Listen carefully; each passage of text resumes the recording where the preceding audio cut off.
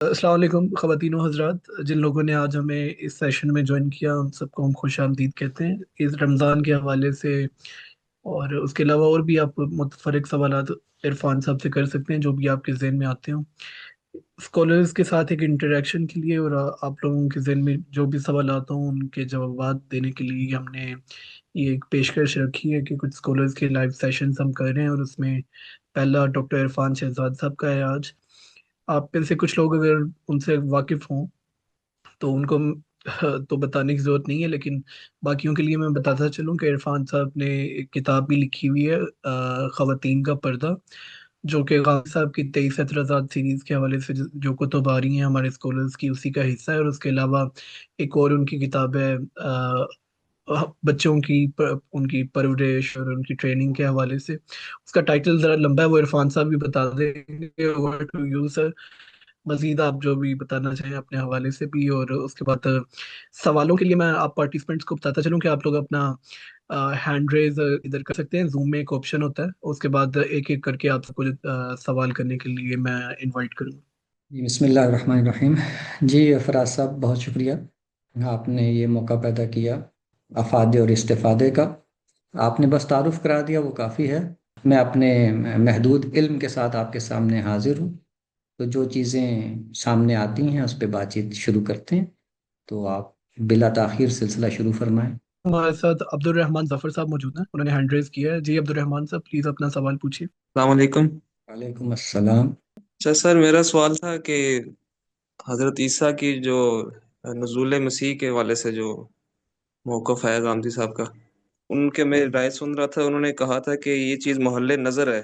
इस पर हसन साहब ने उनसे पूछा कि आप इसको मोहल्ले नज़र क्यों कहते हैं, बजाय ये कहने के कि कुरान के मुताबिक कतई तौर पे उनका दोबारा नज़ूल नहीं हो सकता। तो उन्होंने बताया था कि अहादीस ऐसी हैं, तो और दूसरी बात ये है कि अगर नुज़ूल हो गया तब तो फिर ज़ाहिर है वो मोहल्ले न वो चीज़ सामने आ जाएगी, फिर तो मानना ही पड़ेगा। तो जबकि दूसरी जगह वो ये भी कहते हैं कि वो दज्जाल जो है वो इस चीज़ से फ़ायदा उठाएगा कि सारे उम्मतें उनकी मुंतज़िर हैं, तो वो उस शक्ल में ऐसा करके धोखा देगा। तो वो जो नज़ूल अगर हुआ तो वो दज्जाल को समझ के हम नाउज़ुबिल्लाह वो भी मान सकते हैं कि हज़रत ईसा का नज़ूल हो गया है। तो जब कुरान मजीद में मुतवफ़्फ़ी का वो कहते हैं कि कतई कतई दुलाला है, तो तवफ़्फ़ी का मतलब ही है क्या? तो फिर इसमें ये मोहल्ले नज़र की टर्म वो क्यों यूज़ कर रहे हैं बजाय कतई तौर पे एक चीज़ कहने के? ये इल्मी अंदाज होता है किसी भी इस किस्म के मसले के बारे में, कि जिसके बारे में कभी अहादीस भी आ गई हों। उन अहादीस को रद्द नहीं किया, बल्कि कबूल किया है, और फिर उनकी तावील की है कि इससे मुराद मसीह अलैहिस्सलाम खुद नहीं है। तो लेकिन एक एहतमाल की हद में ये एक बात रह जाती है। यानी ये एक इल्मी सतह की बात होती है, यानी हमें पता होता है, यानी हमें यकीन होता है कि जो बात हम कह रहे हैं और जो कुरान मजीद से हमने समझा है वो वही है कि ईसा अलैहिस्सलाम की वफ़ात हो गई और वो दोबारा नहीं आएंगे। लेकिन एक इल्मी एहतमाल की हद में ये बात कह दी जाती है कि बहरहाल ये अहादीस जो हैं ये वो महल्ले नज़र हैं। इनको हम बिल्कुलिया रिजेक्ट नहीं करते। बिलफर्ज, यानी उम्मत को एक गलती ये लगी कुरान मजीद को पढ़ के, उन आयात को पढ़ के, कि ईसा अलैहिस्सलाम के आने का इम्कान है। और हमने ये बताया कि अल्फाज की दलालत से ये मालूम होता है कि उनके आने का इम्कान नहीं, क्योंकि उनकी तो वफ़ात हो चुकी है। अब इल्मी दायरे में इम्कान भी बता रहे हैं और अदम इम्कान भी बता रहे हैं। तो अगर उनकी आमद सानी का इम्कान बताया जाए तो अहादीस जो आई हैं उनकी तावील की ज़रूरत नहीं रहती, और अगर अदम इम्कान बताएं तो फिर अहादीस की तावील करना पड़ जाती है।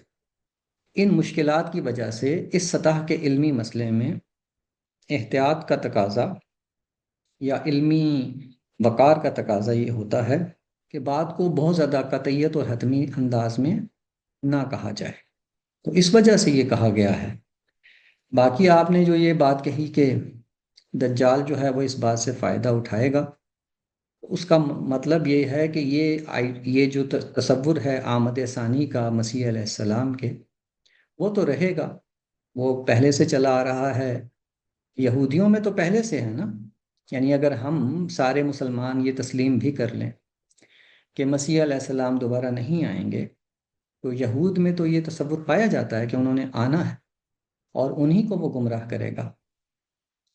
تو اس لحاظ سے اس سے کوئی فرق نہیں پڑتا کہ ہم مسلمان کیا اس کے بارے میں موقف اختیار کرتے ہیں، کیونکہ یہود کو وہ گمراہ کر لے گا اب انہی کے تصور کی وجہ سے.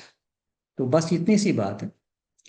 ہمیں جو اس کے اوپر یقین ہے وہ قرآن مجید کی آیتوں کی دلالت سے ہے، اور جو علمی سطح پر آیتوں کی دلالت سے ہم ایک بات کرتے ہیں، اس میں جیسے ہم عام طور پر نہیں کہتے کہ ہم نے قرآن مجید سے بات سمجھی ہے لیکن ایک احتمال موجود ہے کہ ہمارا سمجھا ہوا غلط ہو، یہ ایک جنرل سٹیٹمنٹ تو ہم اپنے سارے ہی موقف کے بارے میں دیتے ہیں، تو اسی کا ایک اطلاق یہاں پہ بھی کر لیں. بس اتنی سی بات ہے. اس میں سر پھر ختم نبوت والی بھی آیت ایڈ ہو جاتی ہے، خالی متوفی کا نہیں ہوتا. اور جو دجال کا جو دھوکہ دینے والی سے مراد میری یہ تھی کہ یہود تو وہ تو ظاہر مانتے ہی ہیں، لیکن اگر ہم بھی امکان کو مان لیں گے کہ حضرت مسیح آ سکتے ہیں تو وہ ہمیں بھی تو دھوکہ دے سکتا ہے، بجائے یہ کہ ہم یہ مانیں کہ قرآن کے مطابق نہیں آ سکتے. جو بھی دعویٰ کرے گا اس کو سننا ہی گوارا نہیں کریں گے ہم. لیکن اگر ہم امکان کو مان لیں تو مان رہے ہیں، تو پھر دجال کو سننا گوارا کر لیں گے ہم، ہو سکتا ہے اس میں پھنس جائیں.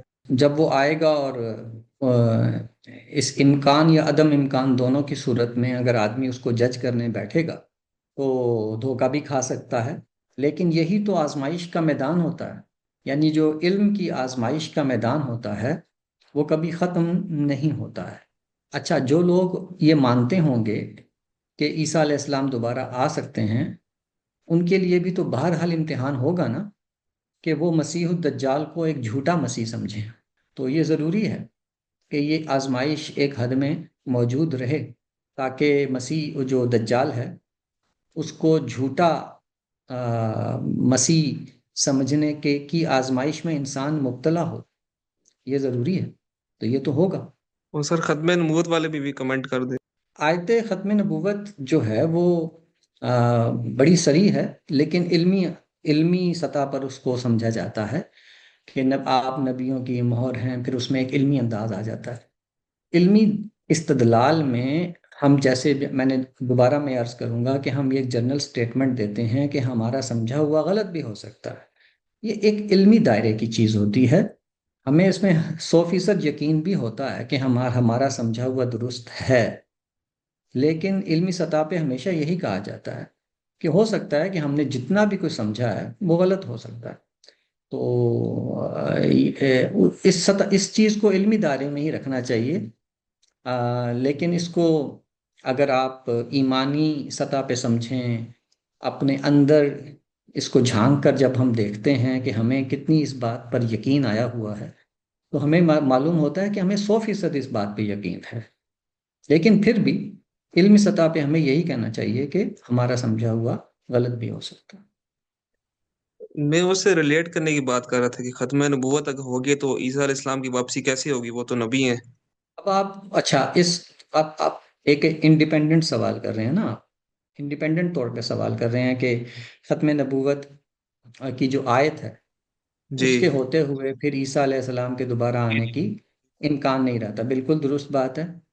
ابھی پچھلے دنوں ہی میں نے آیت ختم نبوت کے اوپر ایک آرٹیکل بھی لکھا تھا، ایک ویڈیو بھی اس پہ بنا لی ہے جو کہ اپلوڈ ہو جائے گی.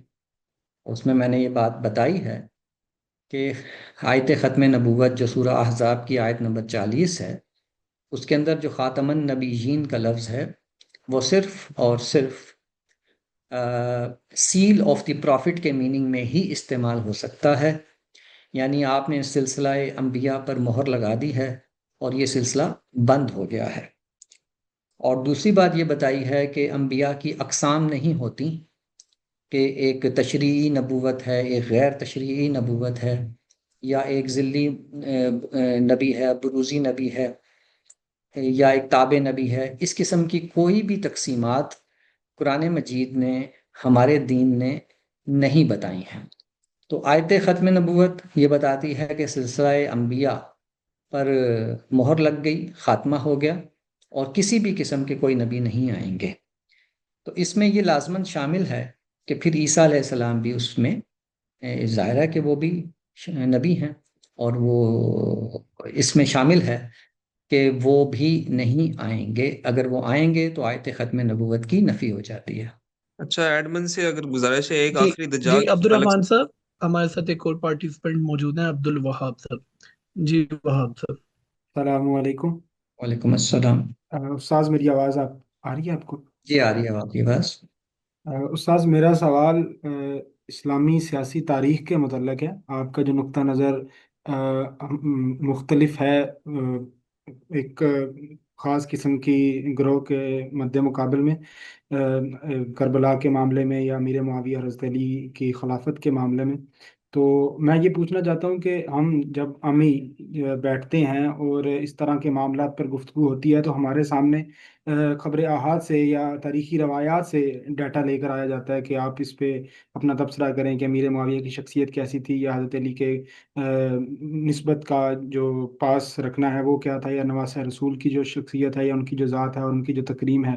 تو جب اس طرح کی روایات کو لایا جاتا ہے تو اس میں ایک عام طالب علم یا ہم جیسے جو لوگ ہیں، ان کا کیا رویہ ہونا چاہیے کہ کیا وہ اپنی جو جس جگہ پہ وہ کھڑا ہو کر بات کر رہا ہے اس کو پختہ کرنے کے لیے اگلے کے جو معتبر اشخاص ہیں ان پر نقد کر دے، یا دوسرا اسی کے ذیل میں یہ سوال ہے کہ کربلا ہونے کا پس منظر کیا ہے، اس کو اگر واضح کر دیں کہ کیا یہ کوئی ایسا فعل ہے، ایسا عمل ہے کہ جس سے ہم کوئی دینی تشریح میں فرق پڑتا ہے، روایات کو دیکھنے میں نقطہ نظر تبدیل ہوتا ہے، یا قرآن کی کسی تعبیر میں اس کے لیے دلیل لائی جا سکتی ہے؟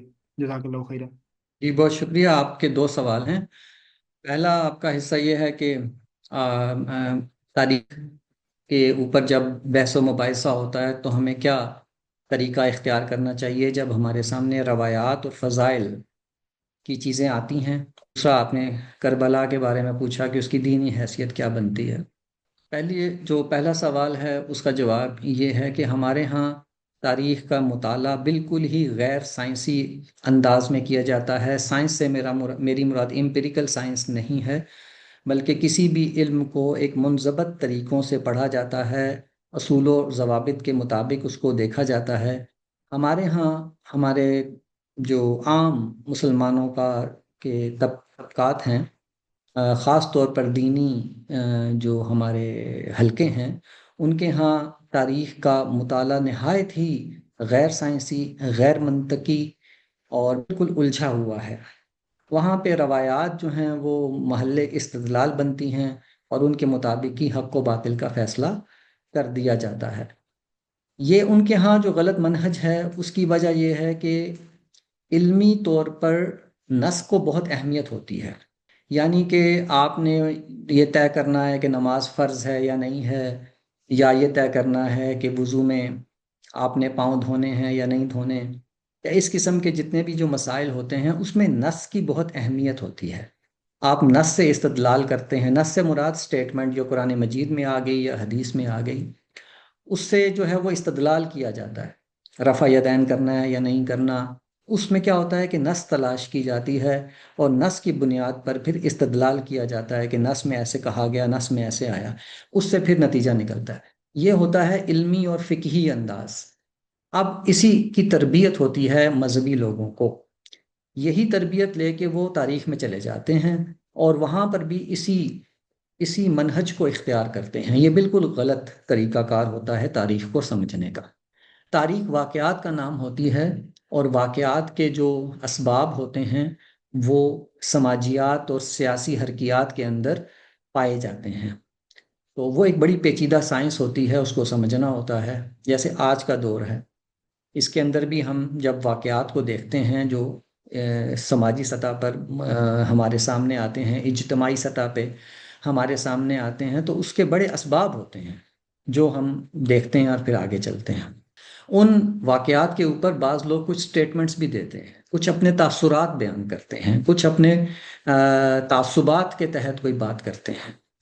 جیسے آج کل کے دور میں آپ دیکھ رہے ہیں نا کہ ایک پارٹی زیر عتاب ہے، کبھی دوسری پارٹی زیر عتاب ہوتی ہے، تو اس صورت میں کیا ہوتا ہے کہ کچھ سٹیٹمنٹس دی جا رہی ہوتی ہیں، لیکن جو تجزیہ نگار ہوتے ہیں وہ پورے واقعات کا تجزیہ کرتے ہیں کہ یہ صورتحال پاکستان میں اس وجہ سے پیدا ہوئی کہ یہاں پر بہت سے حلقے ہیں، بہت سے مقتدر طبقے ہیں، کشمکش ہے، سول ملٹری کشمکش ہے، بہت سے اور طبقات ہیں، مذہبی طبقات ہیں، ان کا اپنا سٹیک ہے، ایک سیاست کی پوری ڈائنامکس ہے جس کی وجہ سے مختلف قسم کے رجحانات سیاست میں، سماج میں موجود ہیں، سماج فلاں فلاں وجہ سے تقسیم ہے، اور اس وجہ سے پھر یہ واقعات اس وجہ سے پیش آتے ہیں، اس کا نتیجہ اس طرح نکلتا ہے، ہمیشہ ایک پارٹی کو فیور کیا جاتا ہے، پھر وہ پارٹی زیر عتاب آ جاتی ہے، وغیرہ وغیرہ۔ ایک سائنس ہے جو ہمارے دفاعی تجزیہ نگار، سماجی تجزیہ نگار آپ کے سامنے پیش کرتے ہیں۔ اب اگر اس کو سمجھنے کا طریقہ یہ بنا لیں کہ فلاں سیاستدان نے وہ سٹیٹمنٹ دی تھی، اس وجہ سے یہ معاملات ہو گئے، فلاں سیاستدان نے یہ بات کہہ دی تھی، فلاں حکمران نے یہ کہہ دیا تھا، اس وجہ سے یہ سب کچھ ہو گیا ہے، تو یہ بہت ہی بچگانہ انداز ہوگا کہ لوگوں کے اقوال سے آپ جو ہیں وہ سارا نتیجہ نکال لیں۔ تاریخ میں یہی ہوا ہے کہ یہ دیکھے بغیر کہ واقعات کس طرح ڈیولپ ہوتے ہیں، یہ دیکھا گیا ہے کہ ایک حدیث آ گئی رسول اللہ صلی اللہ علیہ وسلم سے منسوب ہو کر، یعنی وہ مستند ہے یا نہیں ہے، آپ صلی اللہ علیہ وسلم نے واقعی یہ کہا تھا نہیں کہا تھا، اس سے قطع نظر وہ ایک سٹیٹمنٹ آ گئی ہے، تو اس سٹیٹمنٹ کی بنیاد کے اوپر پورا بیانیہ بنا لیتے ہیں کہ اب تو آ گئی سٹیٹمنٹ، تو اس وجہ سے ہم نے حق کو، یہ جو تاریخی واقعات ہوئے ہیں اس میں حق و باطل کا فیصلہ اب اس حدیث کی بنیاد پہ کرنا ہے۔ ایسے نہیں ہوتا ہے۔ تو میں نے اپنے جو بھی اس چیزوں میں یہ بات بتانے کی کوشش کی ہے کہ واقعات کا تجزیہ واقعات کی صورت میں کرنا، یہ اس طرح نہیں ہوگا کہ آپ ایک سٹیٹمنٹ اٹھا کے لیں، ایک روایت اٹھا کے لیں۔ خاص طور پر سیاسی نوعیت کی جتنی بھی روایات ہیں اس کا بھی میں مطالعہ کر رہا ہوں، اور میں اس نتیجے پہ پہنچا ہوں کہ وہ سیاسی نوعیت کی تمام روایات میں مسائل ہیں، یا تو وہ بالکل ہی وضع کی ہوئی ہیں، گڑی ہوئی ہیں، یا وہ کسی سیاسی محرک کی وجہ سے پیدا ہوئی ہیں۔ مثال کے طور پر یہ کہا جاتا ہے کہ جنگ جمل کے دوران میں حضرت علی حضرت زبیر کے سامنے آئے اور انہیں کہا کہ تمہیں یاد ہوگا کہ رسول اللہ صلی اللہ علیہ وسلم نے ایک موقع پہ کہا تھا کہ تم علی کا، ایک زمانے میں تم علی کا مقابلہ کرو گے، اس سے جنگ کرو گے اور تم باطل پر ہوگے۔ تو حضرت زبیر نے کہا ہاں مجھے یاد آ گیا، اور پھر آپ میدان جنگ سے چلے گئے۔ اب یہ بالکل ایک وضع کی ہوئی روایت ہے، اب اسی کے اوپر سارا حق و باطل کا فیصلہ کیا جا رہا ہے۔ یہ دیکھا ہی نہیں جا رہا کہ صورتحال یہاں کیسے پہنچی، مقابل کے موقف کیا تھے، اور کیوں وہ اس نتیجے پہ پہنچے، اور پھر یہ سب کچھ کیا ہوا۔ تو چیزوں کو اس طرح سے دیکھنا چاہیے۔ دوسری بات جو ہے فضائل کی جو چیزیں ہیں، جو فضائل کی چیزیں ہوتی ہیں اس سے بھی کوئی حق و باطل طے نہیں ہوتا ہے۔ قرآن مجید میں ہم یہ دیکھتے ہیں کہ صحابہ کے اللہ تعالیٰ نے بہت سے فضائل بتائے، لیکن اس کے باوجود جب کبھی ان سے اجتماعی طور پر کوئی کوتاہی ہوئی ہے تو اللہ تعالیٰ نے اس کی بھی تنبیہ قرآن مجید میں انہیں کی۔ غزوہ حنین میں ان سے کوتاہی ہوئی، غزوہ احد میں ہوئی، تو اللہ تعالیٰ نے تنبیہ کی ان کو، باوجود ان کے فضائل بتانے کے۔ ایک طرف اللہ ان کے فضائل بتا رہا ہے، ایک طرف ان کی کوتاہی پر تنبیہ بھی کر رہا ہے۔ اسی طرح انفرادی طور پر بھی کسی سے کوتاہی ہوئی ہے تو اللہ تعالیٰ نے اس کو بھی مینشن کیا ہے، جیسے غزوہ تبوک کے موقع پر 3 صحابہ جو تھے وہ مخلص صحابہ، وہ غزوہ تبوک میں جانے سے رہ گئے تھے، تو اللہ تعالیٰ نے ان کی توبہ کو مؤخر کر دیا تھا۔ تو یہ ساری چیزیں ہمیں یہ بتاتی ہیں کہ تنقید لیکن ہمارے ہاں کیا ہے، ہمارے ہاں کہا جاتا ہے کہ چونکہ رسول اللہ صلی اللہ علیہ وسلم کے صحابی ہیں، یا یہ کہا جاتا ہے کہ اس طبقے کے بارے میں اللہ تعالیٰ نے یہ فضائل اتارے ہیں، تو اب یہ تنقید سے یا کسی بھی قسم کے ججمنٹ سے یہ اب ماورا ہو جاتے ہیں۔ تو ایسا نہیں ہوتا ہے۔ انسان جو ہوتے ہیں وہ بدنیتی سے ضروری نہیں کہ ہر دفعہ بدنیتی سے ہی کوئی برے کام کرے، وہ مختلف محرکات سے غلط ججمنٹ بھی اختیار کر لیتے ہیں، غلط تصورات بھی اختیار کر سکتے ہیں، غلط اقدامات بھی اختیار کر سکتے ہیں۔ تو پھر ہمارے لیے یہ ضروری ہوتا ہے کہ اس کو اللہ تعالیٰ کے دین کی روشنی میں دیکھیں، اور اس کے ساتھ ساتھ یہ بھی دیکھیں کہ ان کو کیا سیاسی اور سماجی مسائل درپیش تھے، اور وہ کیا سیاسی اور سماجی حرکیات تھیں جس کی وجہ سے فلاں شخص نے فلاں موقف اختیار کیا اور فلاں شخص نے فلاں موقف اختیار کیا، اور انہی زمینی حقائق کی بنیاد کے اوپر کیا درست موقف اختیار کیا جا سکتا تھا۔ یعنی ہر ایک کو ہم بالکل ایکسکیوز بھی نہیں دے دیں گے کہ جس نے جو کیا سب کچھ ٹھیک کیا، بلکہ یہ بھی دیکھیں گے کہ درست بات کیا ہو۔ ایک ہوتی ہے مثالی صورت، تو مثالی صورت تو ہمیشہ حاصل کرنا ممکن نہیں ہوتا، لیکن عملی طور پر درست رویہ، درست تر رویہ کیا ہو سکتا ہے، اس کو بھی طے کرنا ضروری ہوتا ہے۔ تو یہ ساری چیزیں دراصل اس طرح سے دیکھی جاتی ہیں۔ تو روایات کے اوپر رہ کر آپ جو ہیں وہ کوئی بھی موقف اختیار نہیں کر سکتے ہیں۔ روایت ہمیشہ کسی واقعے کے تجزیے میں تائیدی طور پر آئے گی، سپورٹیو آئے گی، اس کی بنیاد پہ فیصلہ کبھی بھی نہیں ہو سکتا۔ اب دوسری بات جو آپ نے یہ کہی کہ کربلا کے بارے میں، دیکھیے کربلا میں جو کچھ ہوا، حضرت حسین رضی اللہ تعالیٰ عنہ اور ان کے خاندان کے ساتھ، وہ ایک ٹریجڈی تھی، المیہ تھا، اور اس کو کسی طرح بھی جسٹیفائی نہیں کیا جا سکتا، وہ ان کے ساتھ ظلم ہوا تھا۔ یہ تو ہے ایک بات۔ اب ادھر آ جائیے کہ حضرت حسین نے یہ اقدام جو کیا، اس کو اب ہم دیکھنا چاہتے ہیں، اس کا تجزیہ کرتے ہیں۔ تو اس کا تجزیہ کرنے کی صورت یہ ہے کہ جو زمینی حقائق ہیں وہ یہ ہیں، مسلمانوں کے جو پورا معاشرہ تھا وہ حضرت امیر معاویہ کے وقت کے اندر ہی یزید ابن معاویہ کی بیعت پر متفق ہو چکا تھا، اور یہ جو بیعت تھی یہ تقریباً 9 سال کے عرصے میں کمپلیٹ ہوئی تھی۔ یعنی 9 سال تک لوگوں کے اندر اس بات کی ڈسکشن چلتی رہی، اور یعنی کہ میجورٹی نہیں بلکہ سب کے سب نے ہی یزید ابن معاویہ کی بیعت پر اتفاق کر لیا تھا، اور صرف 3 اشخاص رہ گئے تھے، ایک حضرت حسین، ایک عبداللہ بن زبیر، اور ایک عبداللہ بن عمر۔ عبداللہ بن عمر نے یہ کہہ دیا تھا کہ اگر باقی لوگ بھی اس کے اوپر بیعت کر لیں گے تو میں بھی کر لوں گا۔ انہوں نے بعد میں کر بھی لی، جب سب دیکھا کہ سب لوگوں نے کر لی تو انہوں نے بھی کر لی، اور پیچھے رہ گئے تھے صرف حضرت حسین اور عبداللہ بن زبیر۔ اور ان دونوں حضرات کے اپنے کچھ سیاسی عزائم تھے۔ عبداللہ بن زبیر نے بھی اپنی خلافت بعد میں قائم کی، اور حضرت حسین بھی یہ سمجھتے تھے کہ خلافت کا حق ان کا ہے، یا وہ اس کے مستحق ہیں کہ وہ اپنی خلافت قائم کریں۔ اس کے لیے ان کو سپورٹ مل رہی تھی عراق سے یا کوفہ سے، تو چنانچہ جب انہیں یہ سپورٹ ملی وہ چلے گئے اور اپنی خلافت قائم کرنے کی انہوں نے کوشش کی۔ اب دینی نقطہ نظر سے مسئلہ یہ ہے، ایک مسلمانوں کا نظم اجتماعی جب ایک شخص پر اکٹھا ہو جائے تو اللہ تعالیٰ اس کے رسول کا حکم یہ ہے کہ پھر اس کے اندر رخنہ اندازی نہ کی جائے، افتراق نہ کیا جائے۔ چنانچہ جتنے بھی صحابہ تھے ان سب کے سب نے، یعنی یہ نہیں کہ ایک نے کوئی اور بات کہی ہو دوسرے نے کوئی اور بات کہی ہو، تمام صحابہ نے حضرت حسین کو یہ باور کرانے کی کوشش کی کہ آپ یہ اقدام نہ کریں۔ عبداللہ بن عمر کے تو الفاظ تھے کہ امت میں افتراق پیدا نہ کریں۔ اسی طرح باقی لوگوں نے بھی انہیں سمجھایا کہ امت ایک خانہ جنگی سے گزر کر دوبارہ اکٹھی ہو گئی ہے، تو آپ اس کے اوپر مزید اس کو دوبارہ خانہ جنگی کی طرف لے کر نہ جائیں معاملات کو۔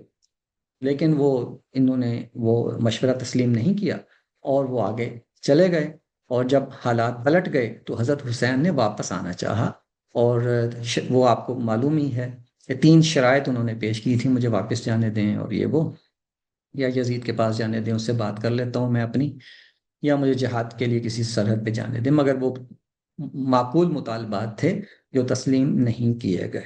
تو کہنے کا مقصد یہ ہے کہ اگر حضرت حسین کے اقدام کو جسٹیفائی کر لیا جائے یا اس کو درست سمجھ لیا جائے تو پھر ایک متوازی سیاسی اخلاقیات وجود میں آتی ہیں جو دین کی تعلیمات سے بالکل الگ ہیں۔ دین یہ کہتا ہے کہ اطیعوا اللہ و اطیعوا الرسول و اولی الامر منکم، اللہ اور اس کے رسول کی اطاعت کرو اور اپنے اولو الامر کی اطاعت کرو جو آپ کے حکمران بنائے گئے ہیں۔ اور رسول اللہ صلی اللہ علیہ وسلم نے تاکید فرمائی کہ اگر تمہیں تمہارے حکمران ناپسند بھی ہوں تو تب بھی تم ان کے خلاف کوئی بغاوت نہ کرو گے، ان کے خلاف ہتھیار نہیں اٹھاؤ گے، اور اگر جب تک کہ وہ کفر بوا نہ کر لیں، یعنی کھلم کھلا کفر کے مرتکب نہ ہو جائیں، اس وقت پھر ان کی اطاعت نہ کرو، یا اگر وہ تمہیں گناہ کرنے کا حکم دیں پھر ان کی اطاعت نہ کرو، لیکن ان کے خلاف کوئی مسلح اقدام کرنا ہے اس کی اجازت نہیں دی گئی۔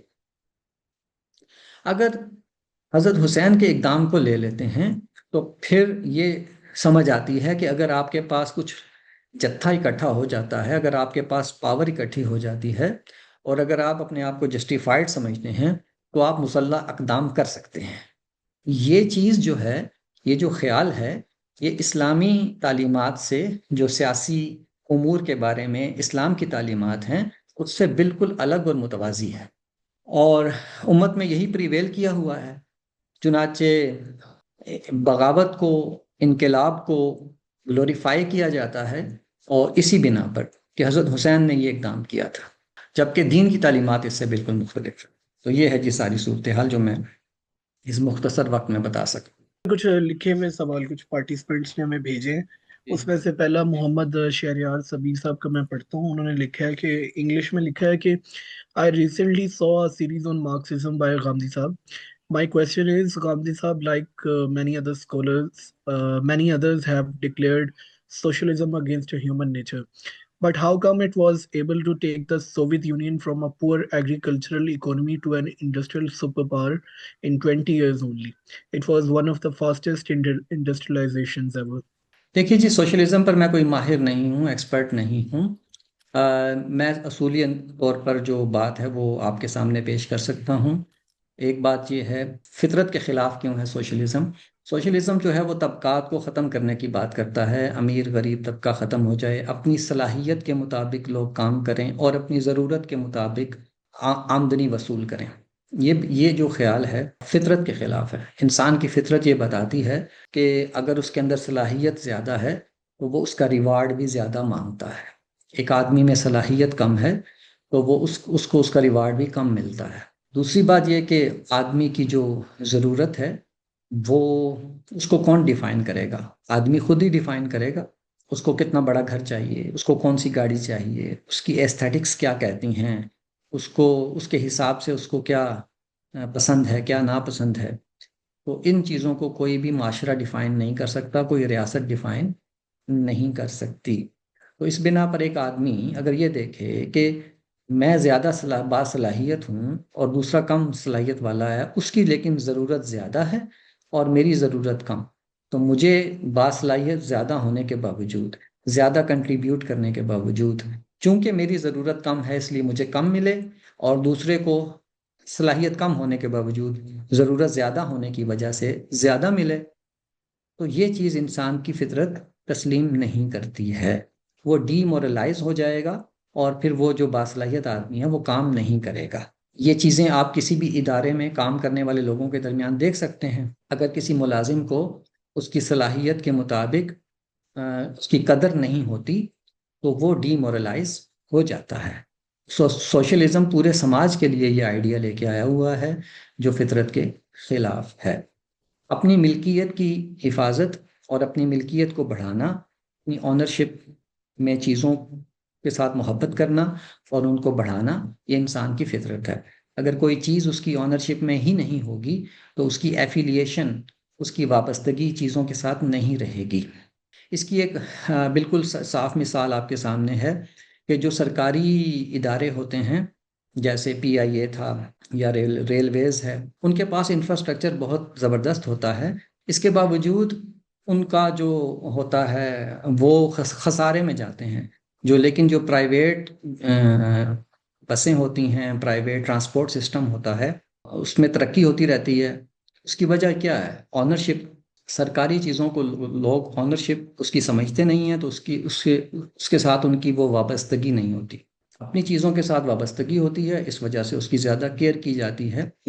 سارا مسئلہ ہے استحصال کا۔ تو استحصال کو روکنے کے لیے قانون کی مدد لی جائے، اخلاقیات کی تلقین کی جائے، سماجی انصاف کو قائم کرنے کی کوشش کی جائے، لیکن سارا سسٹم ہی الٹ پلٹ دے دیں آپ، تو یہ طریقہ درست نہیں ہے۔ اب جہاں تک رہ گئی بات روس کی یا چائنا کی، تو انہوں نے خالص سوشلزم تو نافذ ہی نہیں کیا. اگر انہوں نے ترقی کی ہے تو سوشلزم کو ٹوسٹ کر کے انہوں نے وہ ترقی حاصل کی ہے.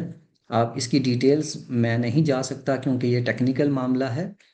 تو فطرت کے بہرحال یہ سسٹم فطرت کے خلاف ہے.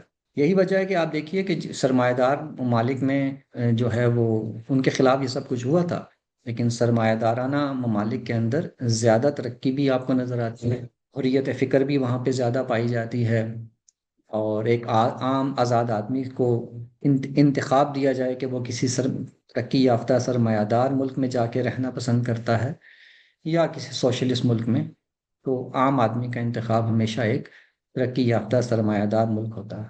آئی السلام تھنک علیکم. مائکس کے سب کے. جی جی جی پلیز. وعلیکم السلام. سر، میرا سوال یہ ہے، آپ نے چند دن پہلے ختم نبوت پہ ایک آرٹیکل لکھا تھا.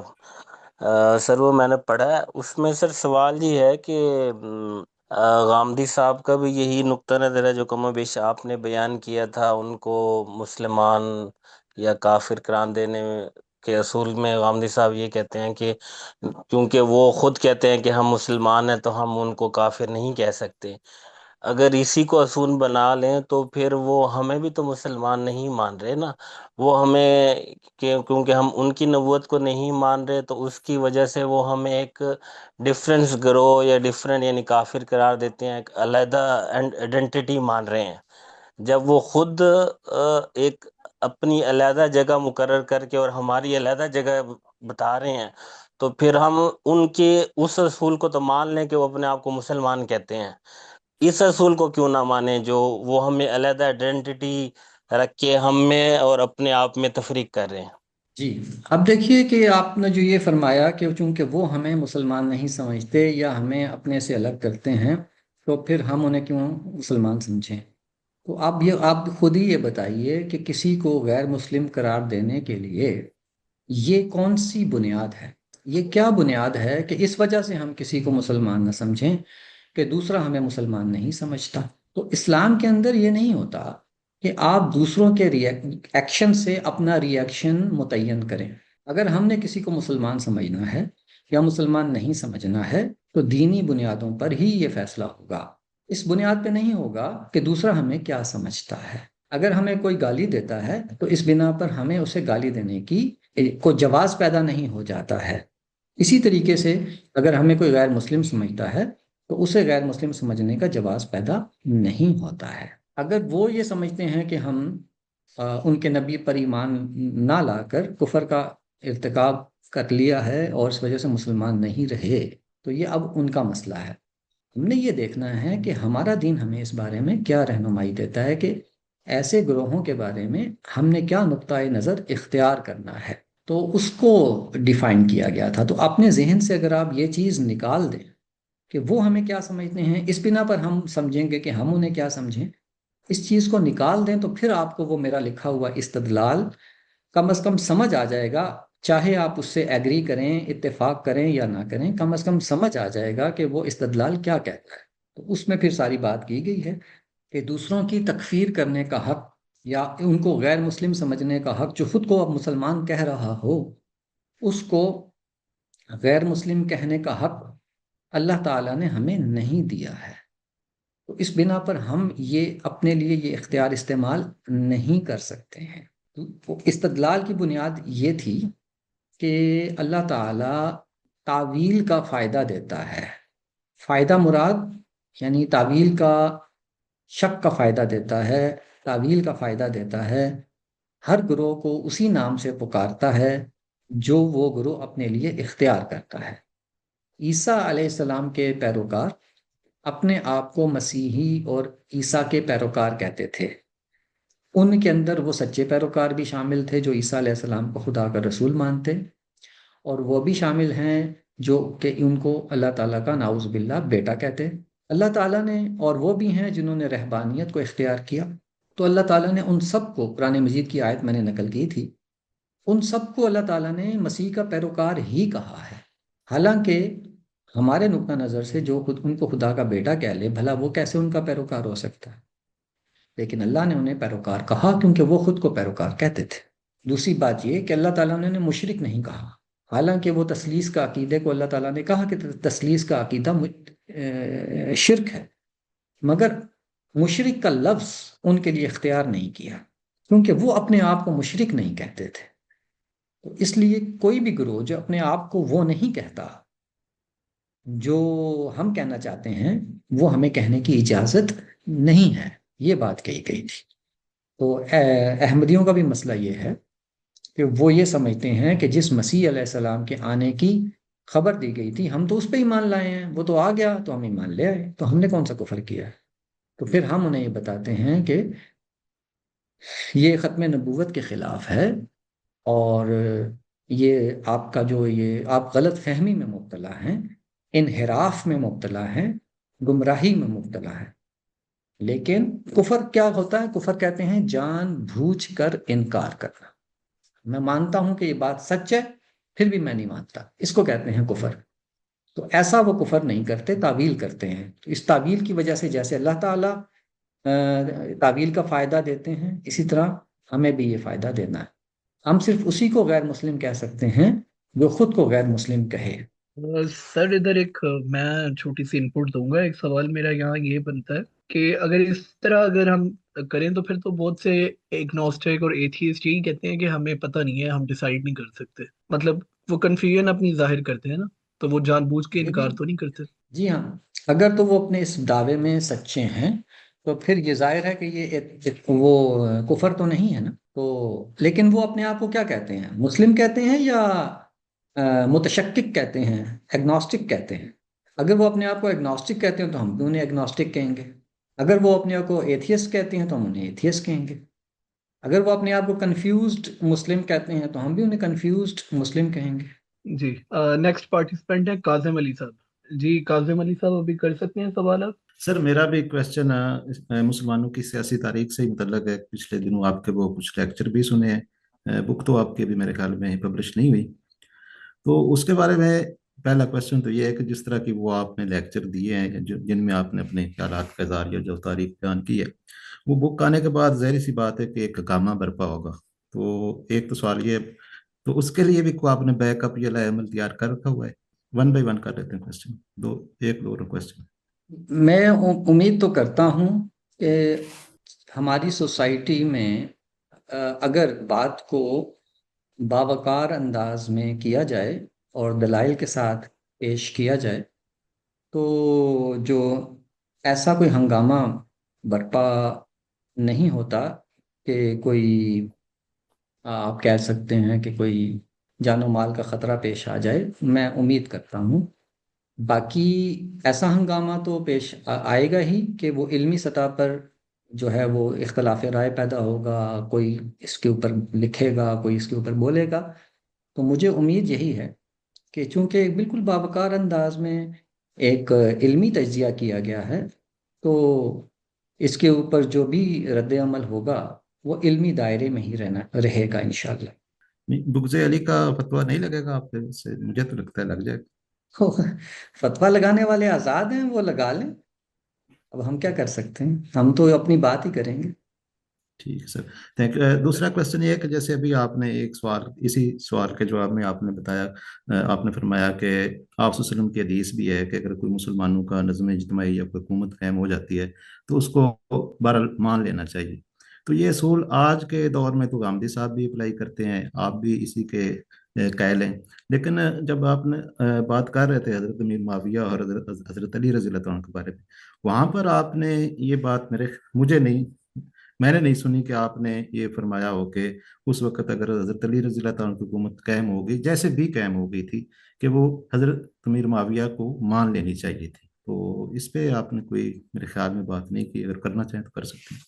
جی جی، یہ اوپن ہے سلسلہ، چونکہ یہ میرا موضوع ہے تو مجھے تو اس پہ بات کرنی چاہیے۔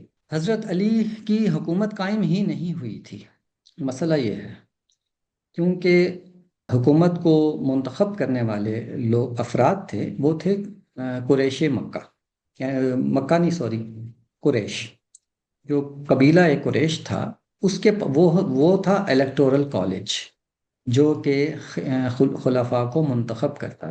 دوسرے تھے مہاجرین اور انصار، جو کہ ان کی تائید میں ہی رہتے تھے. ظاہر ہے قریش جس طرف چلے جاتے تھے وہ بھی، اور قریش جو بھی فیصلہ کرتے تھے، یعنی پہلا خلیفہ ہو گئے، دوسرے خلیفہ ہو گئے، تیسرے خلیفہ ہو گئے، اس میں تمام لوگوں کی مشاورت اور اعتماد ہوتا تھا فیصلہ کرنے والے لوگوں پر. تو جو فیصلہ کرنے والے تھے وہ تو قریش کے ہی سردار اور آیان ہوا کرتے تھے، لیکن ان کو لوگوں کا اعتماد حاصل ہوتا تھا، اور اس کے اوپر کافی مشورے وغیرہ ہوتے رہتے تھے. حضرت عثمان کے وقت میں تو بہت مشورے ہوئے، اور پوری سوسائٹی سے مشورہ کیا گیا تھا.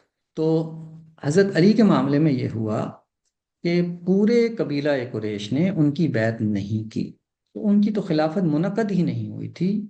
یعنی حکومت قائم ہو جاتی تو پھر یہ آپ کا جو یہ الزام کہہ لیں یا یہ مطالبہ کہہ لیں کہ باقی لوگوں پر بنتا ہے کہ وہ جیسے تیسے بھی حضرت علی کی حکومت قائم ہو گئی تھی تو اس کو مان لیا جاتا. مگر بات یہ ہے کہ حضرت علی کی حکومت قائم ہوئی ہی نہیں تھی. صرف اور صرف قاتلین عثمان تھے، جو کوفہ، بصرہ اور فسطاط سے آئے ہوئے گروہ تھے. انہوں نے حضرت علی کو خلافت پر بٹھا لیا تھا.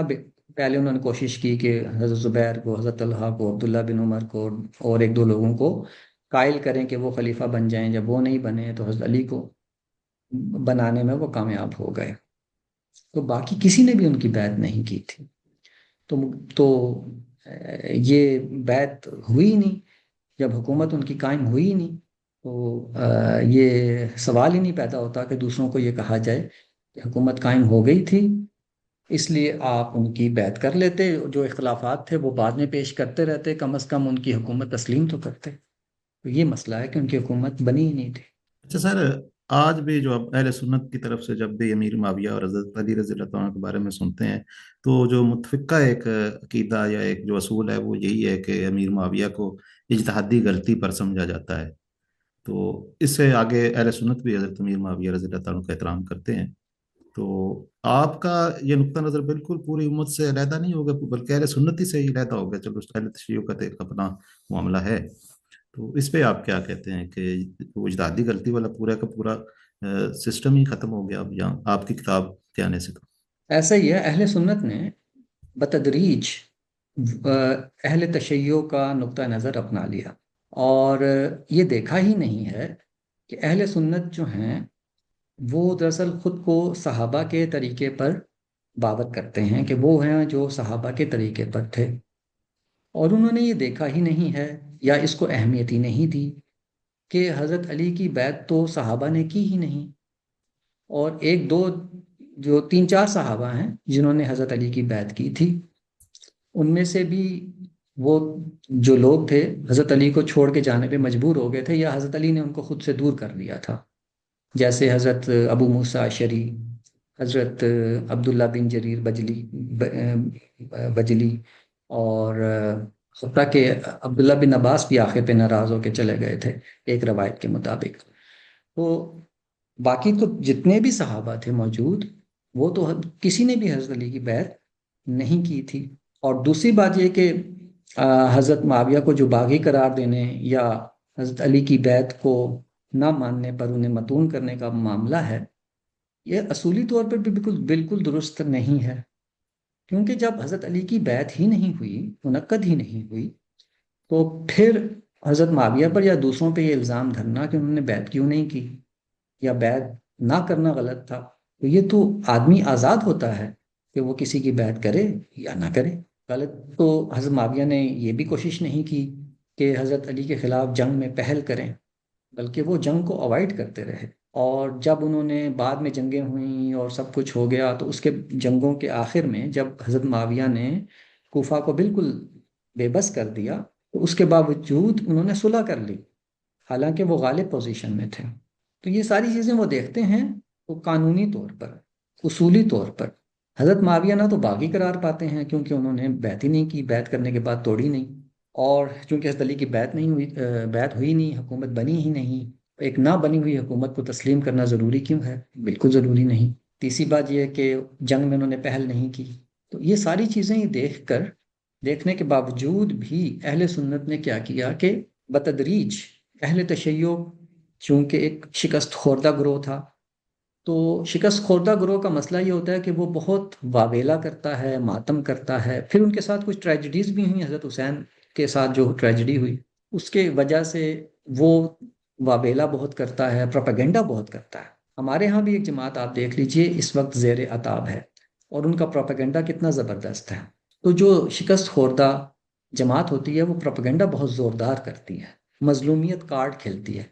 تو اہل تشیع نے بھی یہی کیا کہ انہوں نے بہت زوردار پروپیگنڈا کیا، یا یوں کہہ لیجئے کہ کوفہ کے جو اسکول آف تھاٹ تھا، یا کوفہ کا جو طبقہ تھا جو سیاست میں انوالو تھا، اس نے بہت زوردار قسم کا رد عمل دیا اپنی شکستوں کے جواب میں.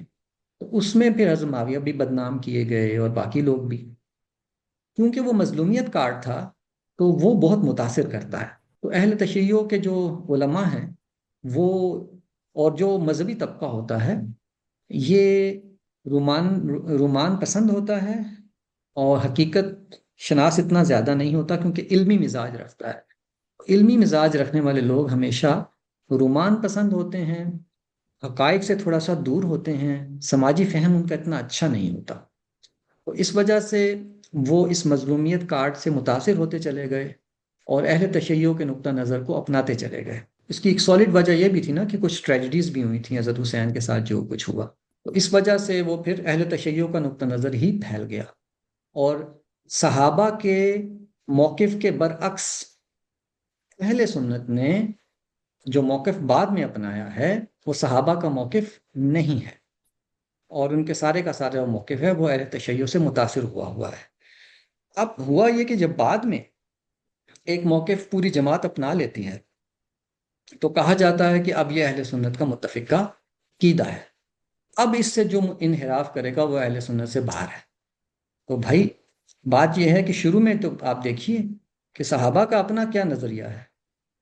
تو اگر کوئی صحابہ کے نظریے کو ریوائیو کر دے تو وہ اہل سنت سے باہر کیسے ہو جائے گا؟ لیکن اگر کوئی باہر کرتا بھی ہے تو کوئی فرق نہیں پڑتا، کیونکہ ہمیں یہ نہیں دیکھنا کہ ہم اہل سنت میں جا رہے ہیں، اہل تشیع میں جا رہے ہیں.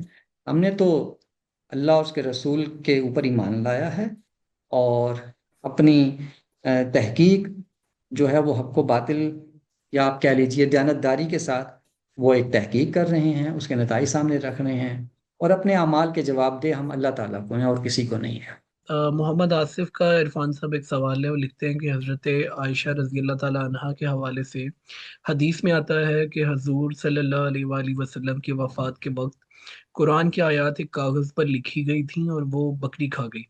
اسی طرح سے جوان آدمی کو 10 دن دودھ پلا کر محرم کرنے کے حوالے سے بھی آیات تھیں جنہیں بقول حدیث منسوخ کر دیا گیا. کیا یہ احادیث قرآن کی محفوظیت کو مشکوک نہیں کریں؟ اس طرح کی اور بہت سی روایات ہیں جو کہ خود غیر مستند ہیں، اور محض کہانیوں کی صورت میں ہماری کتابوں میں موجود ہیں، حقائق کے بالکل خلاف ہیں. تو ایک طرف قرآن مجید ہے کہ جس کے بارے میں تمام صحابہ کا متفقہ فیصلہ یہ ہے کہ یہ وہی قرآن ہے جو رسول اللہ صلی اللہ علیہ وسلم سے انہیں ملا تھا، اور انہوں نے اسے جمع کر دیا. اور اس کے بعد پھر یہ کہانیاں ہیں جو اس سے بھی زیادہ کہانیاں ہیں جو اور بھی بہت سی باتیں کہتی ہیں. اور ان کہانیوں چونکہ روایات خود ہی مستند نہیں ہیں، تو غیر مستند کہانیوں کی بنیاد کے اوپر ایک متفقہ واقعے کو مشکوک نہیں بنایا جا سکتا ہے. اگر ایسی کوئی آیات تھیں جو بکری کھا گئی اور وہ محرم کو محرم بنانے والی دودھ پلا کر، تو یہ صرف حضرت عائشہ ہی کے پاس تھیں، باقی کسی صحابی کو یاد نہیں تھیں. مکمل یاد نہ ہوتی، تھوڑی بہت یاد ہوتی.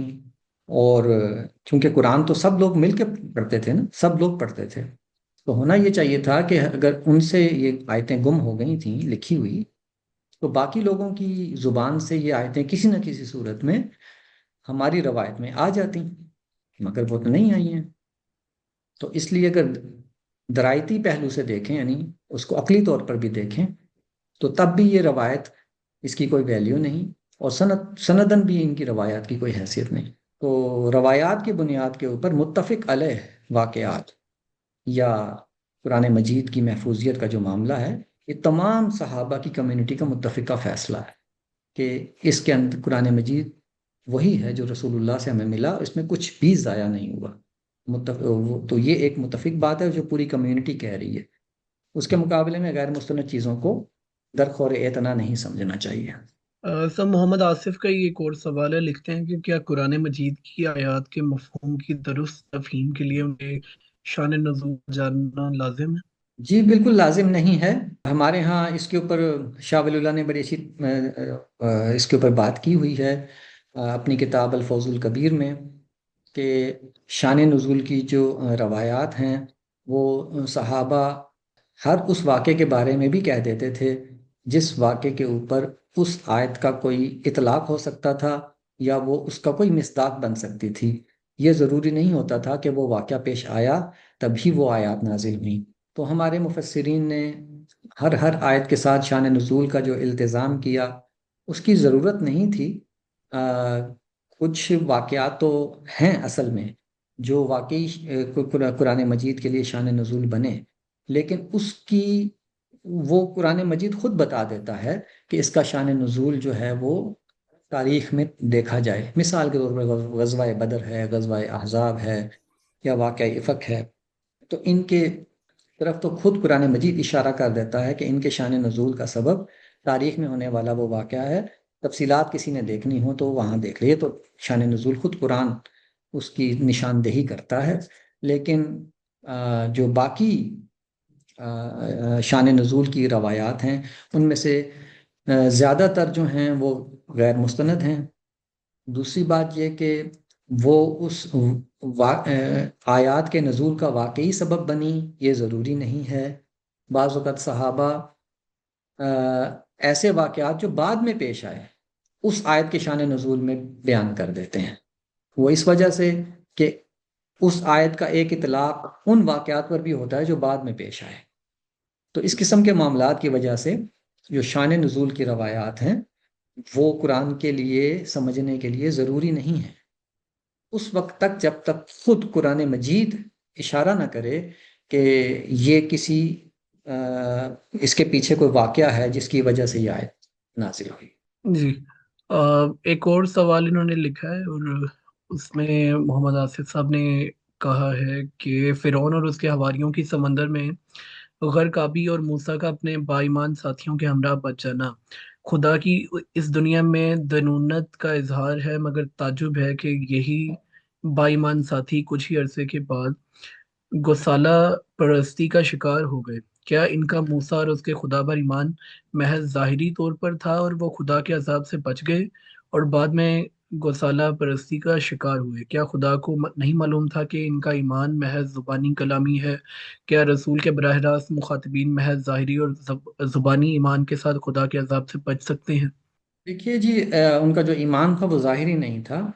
جہاں پہ قرآن مجید میں ان کی گوسالہ پرستی کے اوپر یعنی فرعون کی غرقابی کے بعد انہوں نے جو بچڑے کو پوجا ہے اس کے اوپر اللہ تعالیٰ نے ان کو جو سزا سنائی ہے، اسی مقام پر اللہ تعالیٰ بتاتا ہے کہ غرقابی سے پہلے یہ با ایمان تھے اور اللہ تعالیٰ ان کے ایمان اور صبر کے اوپر ان کی تعریف کرتا ہے کہ یہ بڑے اچھے صبر کے ساتھ انہوں نے فرعون کی ظلم و ستم کو سہا۔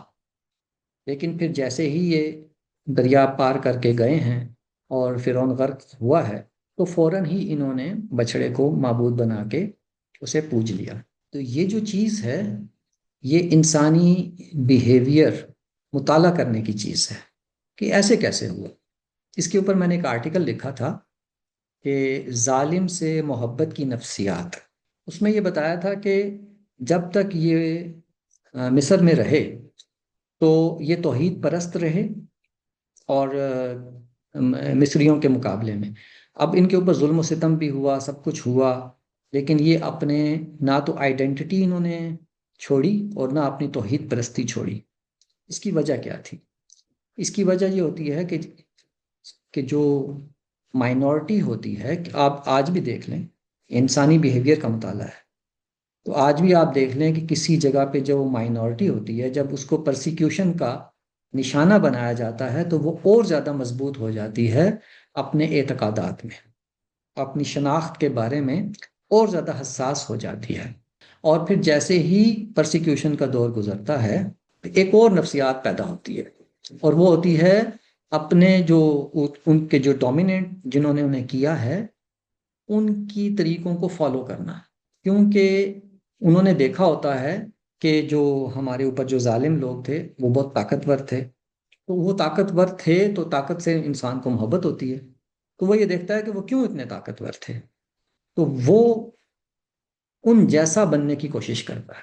تو یہ ایک نفسیات ہوتی ہے، اور یہ دیکھیے پوری دنیا میں جب جو طاقتور تہذیبیں ہوتی ہیں وہ اگر کچھ بھی نہ کہیں پھر بھی جو کمزور تہذیبوں والے لوگ ہوتے ہیں وہ ان طاقتور تہذیبوں کو خود بخود فالو کرنا شروع کر دیتے ہیں۔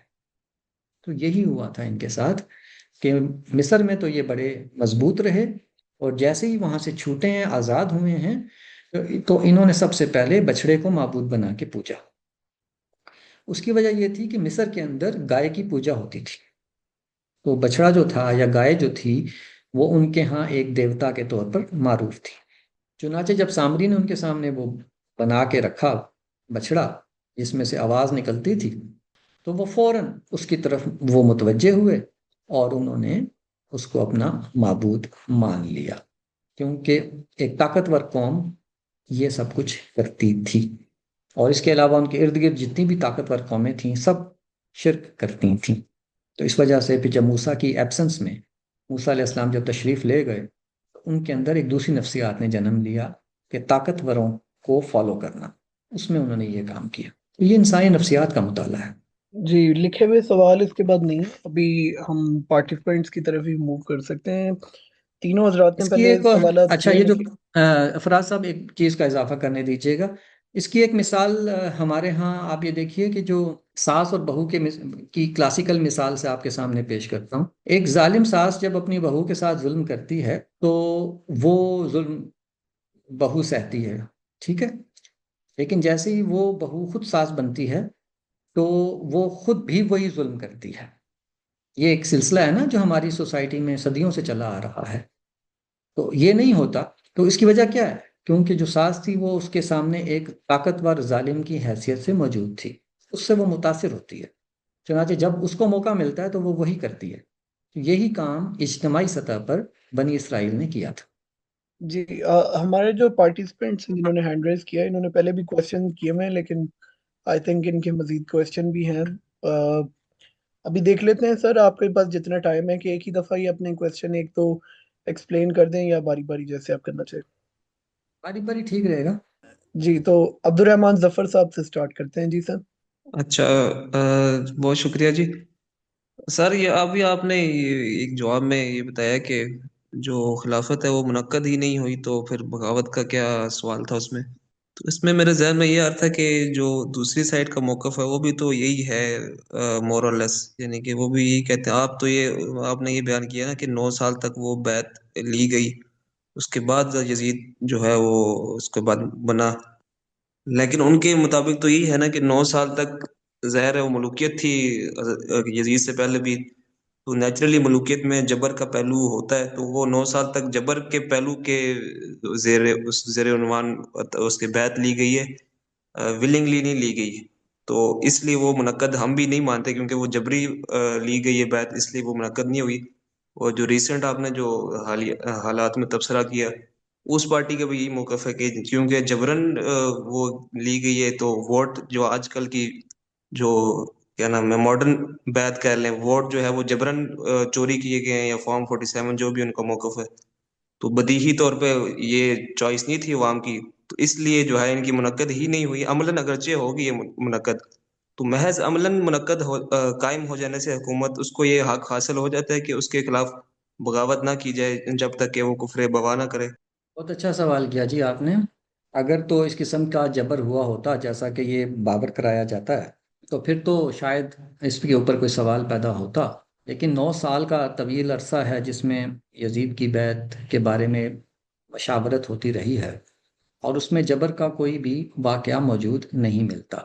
جو جبر کے واقعات بتائے جاتے ہیں مثال کے طور پر یہ کہ ایک موقع پر انہوں نے تلواریں نکال لی کہ سارے بیعت کرو ورنہ جو ہے وہ میں گردن اڑا دوں گا. تو اس کے بعد یعنی اگر اس واقعہ ہے سیاسی طور پر اس قسم کی الزامات لگانا کوئی مشکل کام نہیں ہے. سیاست میں الزامات لگانا ایک عام بات ہے.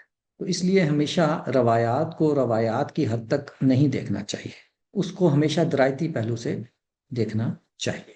تو درایتی پہلو سے یہ دیکھیے کہ جبر اگر ہوا تھا تو یہ صرف ایک دفعہ کا یہ روایت بھی صرف ایک دفعہ کے واقعے کے بارے میں بتاتی ہے کہ مسجد نبوی میں تلواریں نکال کے کھڑے ہو گئے تھے لوگ حضرت معاویہ کے حکم پر کہ بیعت کرو یزید کی، ورنہ جو اختلاف کرے گا اس کی گردن اڑا دی جائے گی. تو اس کے بعد کئی برس جو ہیں وہ بیتے ہیں. تو اگر کسی نے بیعت توڑنی ہوتی تو وہ توڑ دیتا، یا اس کے اوپر کوئی رد عمل پیدا ہونا تھا ہو جاتا. لوگ آپس میں ڈسکشن کرتے کہ ہم پہ تو تلوار رکھ کر بیعت لی گئی ہے، لیکن کوئی بھی ایسا ریئیکشن بعد میں نظر نہیں آتا ہے جو یہ کہے کہ ہمیں تو زبردستی بیعت لی گئی تھی. کبھی ایک شکایت کر رہا ہو کہ مجھ سے تو زبردستی بیعت لی گئی تھی. کوئی ایسی شکایت کوئی نہیں کرتا کہ ہم سے تو زبردستی بیعت لی گئی تھی. تو جبر 9 سال جبر ہونا چاہیے تھا نا. بے شمار واقعات ہونے چاہیے تھے جبر کے کہ جس کے اندر یہ بتایا جاتا کہ فلاں سے بھی جبرن لی جا رہی، فلاں سے بھی. ایک روایت ہے کہ وہ بھی اور روایت میں نے کہا سیاسی الزام ہے جس میں یہ بات کی گئی ہے. تو جب جبر 9 سال کے اندر صرف ایک دفعہ کیا گیا تھا تو ایسی باتیں کوئی حقیقت نہیں رکھتی ہیں. جن لوگوں نے یزید کی بیعت سے اختلاف کیا وہ کھل کے اختلاف کر رہے ہیں، بات کر رہے ہیں. عبد الرحمن بن نبی بکر ہیں، عبداللہ بن عمر ہیں، وہ کھل کے بول رہے ہیں کہ یہ آپ نے کیا بادشاہت کا نظام بنانے کا ارادہ کر لیا ہے. ان کے اوپر تو جبر نہیں ہو رہا تھا. اور جنہوں نے خاموشی سے آرام سے بیعت کر لی ان کے لیے جبر کی روایت نکال لی. تو جبر نہیں ہوا ہے، یہ ڈسکشن ہوئی ہے. جب ڈسکشن ہوتی ہے اس میں ڈس ایگریمنٹ بھی ہوتا ہے. ان لوگوں نے ڈس ایگریمنٹ بھی کیے. احنف بن قیس نے بھی ڈس ایگری کیا تھا، لیکن ان کو پھر انہوں نے راضی کیا، وہ راضی ہو گئے. عبداللہ بن عمر نے ڈس ایگری کیا تھا، ان کو بھی راضی کیا، وہ راضی ہو گئے. عبد الرحمن بن نبی بکر تو پہلے ہی فوت ہو گئے تھے اس کی خلافت یزید کے خلیفہ بننے سے پہلے. تیسری بات یہ کہ جب یزید کی بیعت ہو گئی اور عبداللہ بن زبیر اور عبداللہ حضرت حسین نے یزید کے خلاف اقدام کیا تو اس وقت کس کو مانے تھا؟ جس نے جبرن بیعت کی تھی وہ بیعت توڑ دیتا. اس کے برعکس ہم دیکھتے ہیں کہ سارے کے سارے صحابہ، کوئی ایک دو نہیں، سارے کے سارے صحابہ یزید کی بیعت پر قائم تھے اور حضرت حسین کو منع کر رہے تھے کہ آپ یہ اقدام نہ کریں. تو اس وقت کسی نے کیوں نہیں کہا کہ ہم سے تو جبرن بیعت لی تھی، ہم جبری بیعت توڑ رہے ہیں، بلکہ وہ تو یزید کی بیعت پہ قائم رہے. یہاں تک کہ جب مدینے میں بغاوت ہوئی عبداللہ بن مطی کی سرکردگی میں اور دیگر قریش کے نوجوانوں کی سرکردگی میں، جس کے نتیجے میں واقعہ ہررا ہوا، اس میں بھی حضرت عبداللہ بن عمر نے اپنے گھر والوں سے، اپنے غلاموں، اپنے بیٹوں کو جمع کر کے کہا کہ میں یزید کی بیعت پر قائم ہوں اور میرا پورا خاندان بھی یزید کی بیعت پر قائم رہے. اگر کسی نے یہ بیعت توڑی تو قیامت کے دن غدار کا جھنڈا اس کو وہ لے کے چلے گا، کیونکہ حضور نے فرمایا تھا نا کہ جس نے بیعت توڑ دی وہ غداری کا جھنڈا اسے اللہ تعالیٰ قیامت کے دن لگائے گا. تو انہوں نے وہی بات دہرائی کہ بیعت توڑی تو یہ غداری کا جھنڈا اس کو لگے گا. تو دھمکی دی اور یہ بھی کہا کہ میرا اس سے کوئی تعلق نہیں ہوگا جو اس بیعت سے نکل گیا. اسی طریقے سے یہ ساری جو میں نے اس میں اصول بتایا ہے اپنی اس تاریخ کے مطالعے میں، وہ یہ بتایا ہے کہ اگر کوئی بات کہی جاتی ہے نا تو اس کا پھر امپیکٹ نظر آنا چاہیے باقی جگہوں پہ. یعنی جبر ہوا تو پھر جبر ہوا ہے، اس کا آگے امپیکٹ نظر آنا چاہیے، اس سے جڑے ہوئے واقعات اس کی تائید کرنی چاہیے، جبکہ بعد کے واقعات اس جبر کی روایت کے خلاف ہیں. وہاں تو صحابہ ولنگلی پوری رضامندی کے ساتھ اپنی بیعت پر قائم رہنے پر اصرار کر رہے تھے. تو اس لیے جبر والی بات روایت میں تو ہے، واقعات کے لحاظ سے درست نہیں ہے. سر یہ جو ابھی والی حکومت کا آپ نے نہیں بتایا اس کا، یعنی ابھی بھی جو کہے گا کہ یہ ریگنگ ہوئی ہے بدیہی طور پہ، جنرل غامدی صاحب بھی انہوں نے بھی کہا یہ واقعی میں ریگنگ اس طرح ہوئی ہے، تو ابھی بھی جو ان کو کرے گا، ان کے خلاف بولے گا یا لکھے گا یا کچھ کرے گا، وہ بھی غداری کے جھنڈے کے زمرے میں آئے گا یا کچھ کیا جا سکتا ہے؟ دیکھیے، حکومت اسٹیبلش جب ہو جائے، چاہے وہ غیر قانونی اور غیر اصولی طور پر بنی ہوئی ہو، تو ایک دفعہ جب حکومت قائم ہو جائے تو اس کو ڈسٹرب کرنا، یہ اس کی اجازت نہیں دی گئی ہے دین کے اندر بھی، کیونکہ حکومت ہمیشہ طاقتور کرتا ہے۔ وہ طاقت اب آج کل جمہوریت کے طریقے سے آتی ہے، لیکن اگر کسی جگہ بادشاہت چل رہی ہے، جیسے سعودی عربیہ میں بادشاہت چل رہی ہے، تو اصولی طور پر تو وہ بھی غلط ہے، مگر طاقتور سب سے کون ہے وہاں پہ؟ حکومت ہمیشہ طاقتور بناتا ہے، تو بادشاہت وہاں پہ اتنی طاقتور ہے کہ وہ بن گئی۔ افغانستان میں طالبان نے حکومت بنائی، ان کی حکومت بھی غیر اصولی ہے، جمہوریت کے طرز پہ نہیں بنی، مگر اس وقت سب سے طاقتور گروپ کون ہے جو کہ حکومت بنا سکتا ہے؟ وہ طالبان کے علاوہ کوئی نہیں ہے۔ پاکستان کے حالات یہ ہیں کہ یہاں پہ ہائیبرڈ قسم کا جبر ہوتا ہے، یعنی پورا جبر نہیں ہے، ہائیبرڈ قسم کا ہوتا ہے۔ مقتدر حلقے جو ہیں پاکستان کے اندر، وہ اپنا ایک انفلوئنس رکھتے ہیں، اور ان کی رضامندی کے بغیر حکومت بنتی نہیں ہے۔ تو کچھ حصہ اس میں ووٹوں کا ہوتا ہے، کچھ حصہ جو ہوتا ہے طاقت کا ہوتا ہے، ایک ہائیبرڈ قسم کی یو کین سے کہ ایک جبر سا ہوتا ہے، جس کی وجہ سے ایک حکومت بن جاتی ہے۔ اب حکومت اسی کی بنے گی جس کے ساتھ طاقتور حلقے ہوں گے۔ جو مقتدرہ ہے ہمارے ہاں، جس کے ساتھ ہوگی وہی حکومت بنائے گا۔ تو عملی صورتحال یہ ہے کہ طاقت کس کے پاس ہے؟ جو حکومت بنا سکتا ہے، جس کے ساتھ مقتدر حلقے ہیں۔ اب اگر ایک گروہ اٹھ کے کہتا ہے کہ یہ اصولی طور پہ غلط ہے اور میں اس حکومت کو نہیں مانتا، تو وہ کیا حکومت بنا سکتا ہے؟ یعنی عملی حقیقت کیا ہے؟ وہ نہیں بنا سکتا جب تک مقتدر حلقے اس کے ساتھ نہ ہوں۔ تو نتیجہ کیا نکلے گا؟ نتیجہ انارکی ہوگا، فساد پھیلے گا، حکومت ہی نہیں رہے گی۔ تو اس بنا پر ہم یہ کہتے ہیں کہ جو طاقتور گروہ حکومت بنا لینے میں کامیاب ہو جائے، تو اس کا مطلب یہ ہے کہ وہ سب سے طاقتور ہے۔ اب اس کے اندر رہتے ہوئے آپ اصلاح کا کام کریں، مگر اس کے خلاف ہتھیار نہ اٹھائیں اور نظام کو ڈسٹرب نہ کریں۔ فَإِن تَنَازَعْتُمْ فِي شَيْءٍ فَرُدُّوهُ إِلَى اللَّهِ وَرَسُولِهِ، اس کا بھی بتا دیں کہ اکثر لوگ کہتے ہیں کہ یہ پارٹ اسکپ کر دیتے ہیں لوگ، وہ آیت بیان کرتے ہوئے کہ حکمران کی اطاعت کرو، تو اس کا آپ تفسیر بتا دیں اس۔ وہ تو کوئی بھی ڈسپیوٹ ہوگا، یعنی جو بھی آپ کا حکمران ہے، جو جائز طریقوں سے بھی آیا ہے، اس سے بھی اختلاف ہو سکتا ہے نا، تو اس سے بھی اختلاف ہو جائے، یا یہ جو طاقت کے بل پر آ گئے ہیں ان سے اختلاف ہو جائے کسی بھی دینی مسئلے پر، کسی بھی اس قسم کی معاملات کے اوپر، اس میں اللہ اور اس کے رسول کی طرف ہی آنا چاہیے۔ اب یہ جو اختلاف ہے دینی مسائل میں، اس میں اس کی امپلیمنٹ جو اس کی اپلیکیشن ہوگی وہ زیادہ تر دینی مسائل میں ہوگی، تو اس میں پھر ہم وہ کریں گے، اللہ اس کے رسول کی طرف آنا ہے نا، تو پھر ہم اس کی طرف آئیں گے اور اپنا مسئلہ حل کریں گے۔ اختلاف ہمیں چاہے، مثال کے طور پر بنیادی اختلاف ہی کو لے لیں کہ آپ کو جمہوریت کے اصولوں کے مطابق حکومت بنانی چاہیے تھی، یہ اختلاف ہو گیا۔ اب ہم بھی اللہ اور اس کے رسول کی طرف انہیں رجوع کرنے کا حکم دیں گے کہ قرآن مجید میں لکھا ہوا ہے کہ امرہم شورا بینہم، اس کے لیے طریقہ کار کیا اختیار کریں گے؟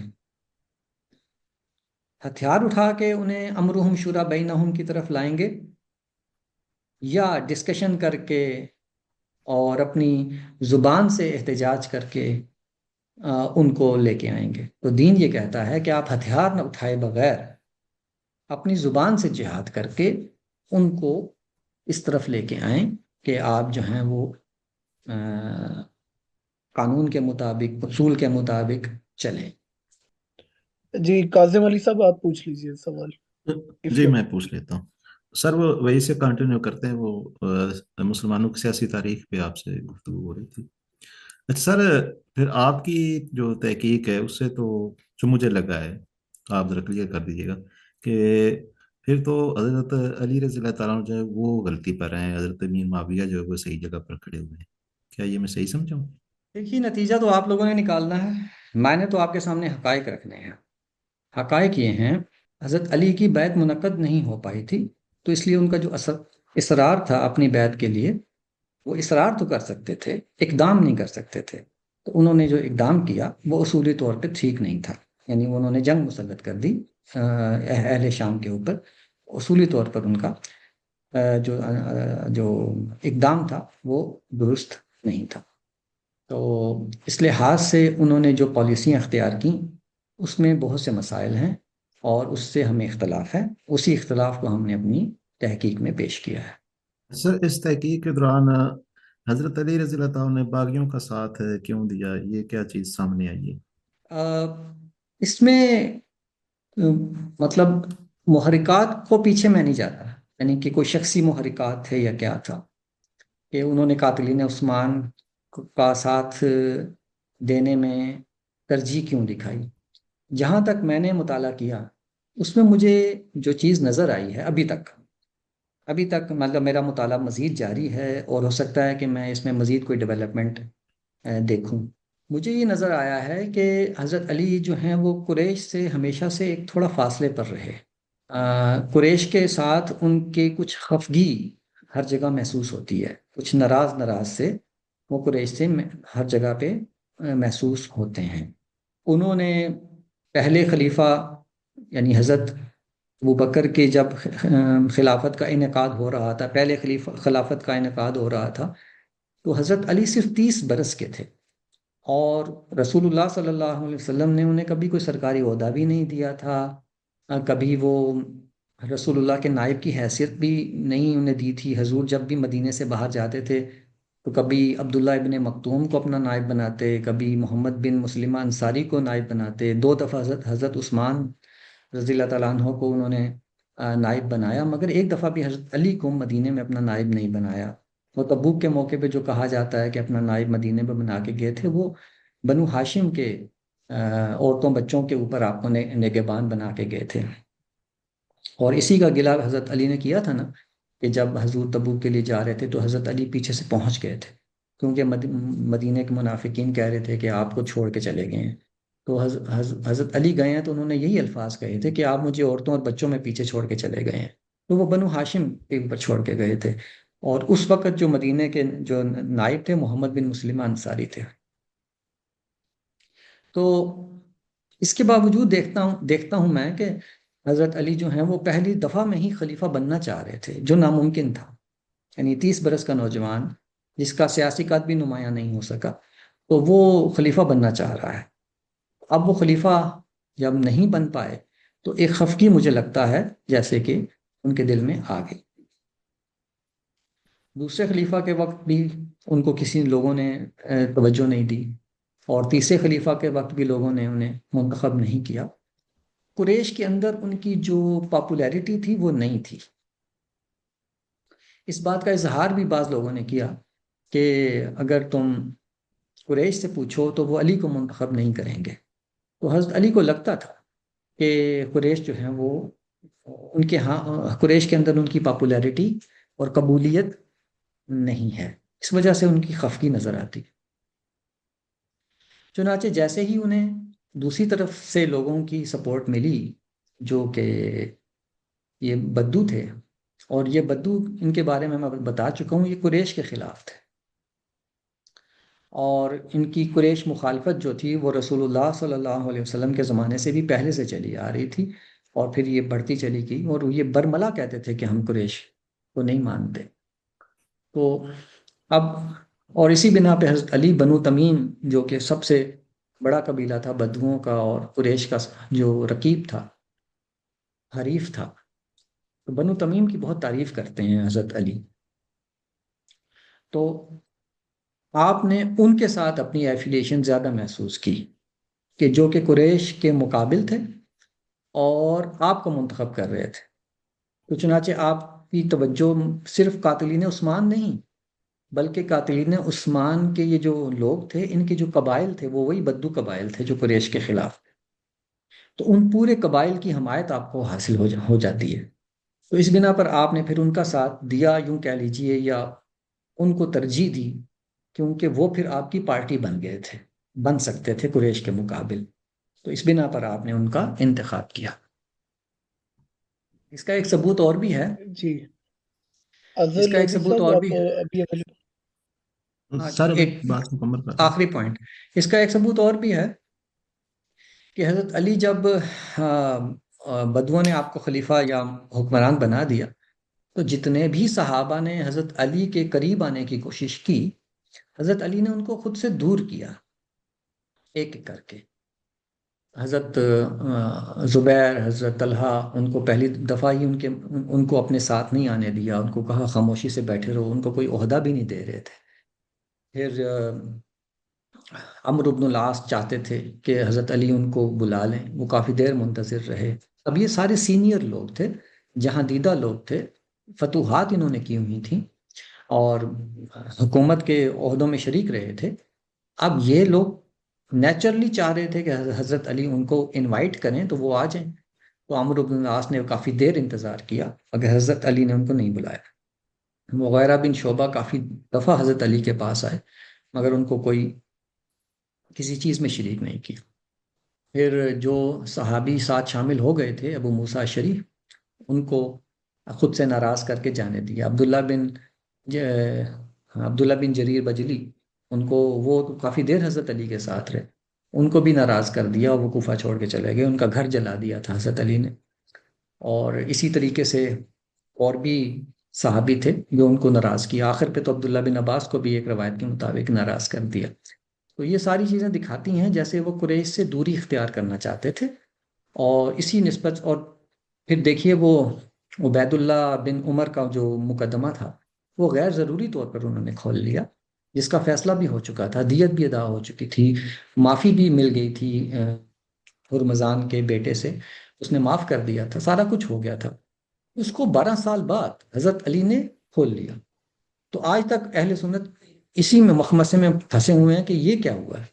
تو یہ ساری چیزیں دکھاتی ہیں کہ حضرت علی جو ہیں وہ قریش سے فاصلہ بنائے رکھنا چاہ رہے ہیں، اور دوسری طرف دیکھیں گے آپ تو جو بدو ہیں ان کی بدتمیزیاں بھی برداشت کر رہے ہیں، ان کو رعایت بھی دیتے چلے جا رہے ہیں، ان کے جرائم بھی معاف کرنے پہ تیار ہو جاتے ہیں۔ مالک اشتر نے ایک آدمی کو بھرے بازار میں مروا دیا تھا، فزاری ربد فزاری نام تھا اس کا۔ تو اس نے جب صفین پہ جانے کے لیے حضرت علی نے لوگوں کو ابھارا تو اس نے کہہ دیا کہ میں نہیں جاتا، ہم نہیں جاتے، آپ نے پہلے بھی جنگ جمل میں ہمیں مروایا ہے، اب ہم صفین میں آپ لے جانا چاہ رہے ہیں، ہم نہیں جائیں گے۔ تو مالک اشتر نے کہا کہ پکڑو اور اسے مار دو، تو بھرے بازار میں اربد فزاری کو مار دیا گیا تھا۔ حضرت علی نے اس کی جو دیت تھی وہ بیت المال، وہ پھر اس کے قبیلے کے لوگ آئے کہ ہمیں قصاص دلائیں، تو حضرت علی نے بیت المال سے اس کی دیت دلا دی، مگر نہ مالک اشتر کو کچھ کہا اور نہ جن لوگوں نے مجمع میں اس کو قتل کیا تھا نہ اس کو کچھ کہا۔ تو آپ نے کہا یہ اندھا قتل ہے، تو یہ اس کا حوالہ ہے اخبار الطبال کا، جو میں نے اپنی کتاب میں بھی دیا ہے۔ تو یہ ساری چیزیں دکھاتی ہیں کہ ایک طرف قریش سے ڈسٹنس بڑھاتے چلے جا رہے ہیں، اور دوسری طرف ان بدوؤں کے قریب تر ہوتے چلے جا رہے ہیں، ان کی بدتمیزیاں بھی برداشت کر رہے ہیں، اور مطلب ان کو ٹالریٹ کر رہے ہیں، لیکن ان کو چھوڑ نہیں رہے۔ تو یہ چیزیں دکھاتی ہیں جیسے قریش مخالفت میں یہ سب کچھ ہوا ہے۔ اچھا سر، جب حضرت امیر معاویہ رضی اللہ تعالیٰ عنہ یزید کا انتخاب کر رہے تھے تو ٹھیک ہے، اس وقت ملوکیت یا فتنہ فساد میں سے ایک ہی آپشن تھا کہ ملوکیت کو جاری رکھ دیا جائے، لیکن جو اسلام نے اصول دیا امر و مشورہ بینہم، اس وقت کیا حضرت امیر معاویہ رضی اللہ تعالیٰ عنہ نے یہ کوئی بات دوسرے لوگوں سے کی کہ صحیح طریقہ تو امر و مشورہ بینہم کا تھا، لیکن وہ اس وقت منعقد نہیں ہو سکتی، لہٰذا میں ملوکیت جو ہے وہ سسٹم آگے چلانے لگا ہوں اور اپنے بیٹے کو جو اپنے بعد میں حکمران بنانے لگا ہوں؟ اور دوسری بات آخری پہ وہ یہ کہ ٹھیک ہے حضرت امام حسین رضی اللہ تعالیٰ عنہ کوفہ چلے گئے تھے، لیکن اس وقت یہ تو کم از کم کیا مسلمان اس وقت جو کمانڈر تھے یا جو یزید کی حکومت تھی وہ اتنا تو لحاظ رکھ سکتے تھے کہ یہ نواسہ رسول ہیں، چلو اگر ان سے غلطی بھی ہو رہی ہے تو ان سے کوئی معاملہ ایسا کیا جائے کہ کم از کم ان کی جان کو خطرہ نہ ہو، کیونکہ دوسری طرف سے یہ بات آتی ہے کہ آپ صلی اللہ علیہ وسلم کے بعد 50 سال کے اندر اندر آپ صلی اللہ علیہ وسلم کے خاندان کو شہید کر دیا گیا۔ تو इन दोनों बातों पर ज़रा वजाहत करें। پہلی بات یہ ہے کہ اس پر کافی تفصیلی گفتگو ہم کر چکے ہیں کہ حضرت معاویہ کے زمانے میں انہوں نے اپنے بیٹے کو منتخب کیوں کیا. پہلے ان کا یہ خیال نہیں تھا. وہ عبداللہ بن عامر، سعید بن العاص اور غالباً عبداللہ بن زبیر کو بھی خیال کر رہے تھے کہ ان کے بعد خلیفہ وہ بنیں گے. لیکن بعد میں پھر انہوں نے یہ دیکھا کہ ان کے بیٹے یزید کو خلیفہ بنایا جائے. اس کی وجوہات جو تھیں وہ خاص زمینی حقائق تھے. شام کے اندر بنو امیہ کی، شام جو تھا اس وقت وہ مرکز بن چکا تھا، اور شام جو تھا بالکل ایسے ہی جیسے سندھ کے اندر بھٹو خاندان کے علاوہ کسی دوسرے کی حکومت کو تسلیم نہیں کیا جائے گا. پارٹی کے اندر یعنی پیپلز پارٹی ہے تو وہ اگر وہ کہیں کہ فلاں زیادہ سمجھدار یا زیادہ تجربہ کار ہے، اس کو بنا دیتے ہیں چیئرمین پارٹی کا، تو وہ تسلیم نہیں ہوگا. بلاول بھٹو جیسا ایک جونیئر مان لیا جائے گا، دوسرے نہیں مانے جائیں گے. تو یہ کچھ سینٹیمنٹس ہوتے ہیں جو زمینی حقائق پر مبنی ہوتے ہیں، ان کو نظر انداز نہیں کیا جا سکتا. تو شام جو تھا اس کے اندر جو تھا یہ زمانہ اسلام سے پہلے سے شام کے اندر بنو امیہ کی انفلوئنس موجود تھا. اب یہاں پر چونکہ وہ مرکز حکومت بھی وہ بن گیا تھا، تو اب اموی کے علاوہ شامی کسی کو قبول نہیں کر سکتے تھے، اور شام کے بغیر پورے عالم اسلام کے اوپر خلافت قائم نہیں ہو سکتی تھی. تو اس لیے شام میں یہ ضروری تھا کہ جو ہے وہ اموی بنے. دوسری بات یہ کہ جو یزید ہے اس کو بالکل اس طرح سے اس کی گرومنگ ہوئی جس طرح سے جانشین کی گرومنگ ہوتی ہے. اس کو سیاسی معاملات میں شریک کرتے تھے، اس کو لوگوں کے پاس بات چیت کرنے کے لیے بھیجتے تھے، اس کو فوجوں کے ساتھ جہاد کے لیے بھیجتے تھے. تو جس طرح سے ہوتی ہے نا گرومنگ، اس کی گرومنگ ہوئی. اس کے مقابل کوئی بھی نہیں تھا جو اس کے مقابلے میں آ سکتا. گرومنگ اس کی ہو رہی تھی یزید کی.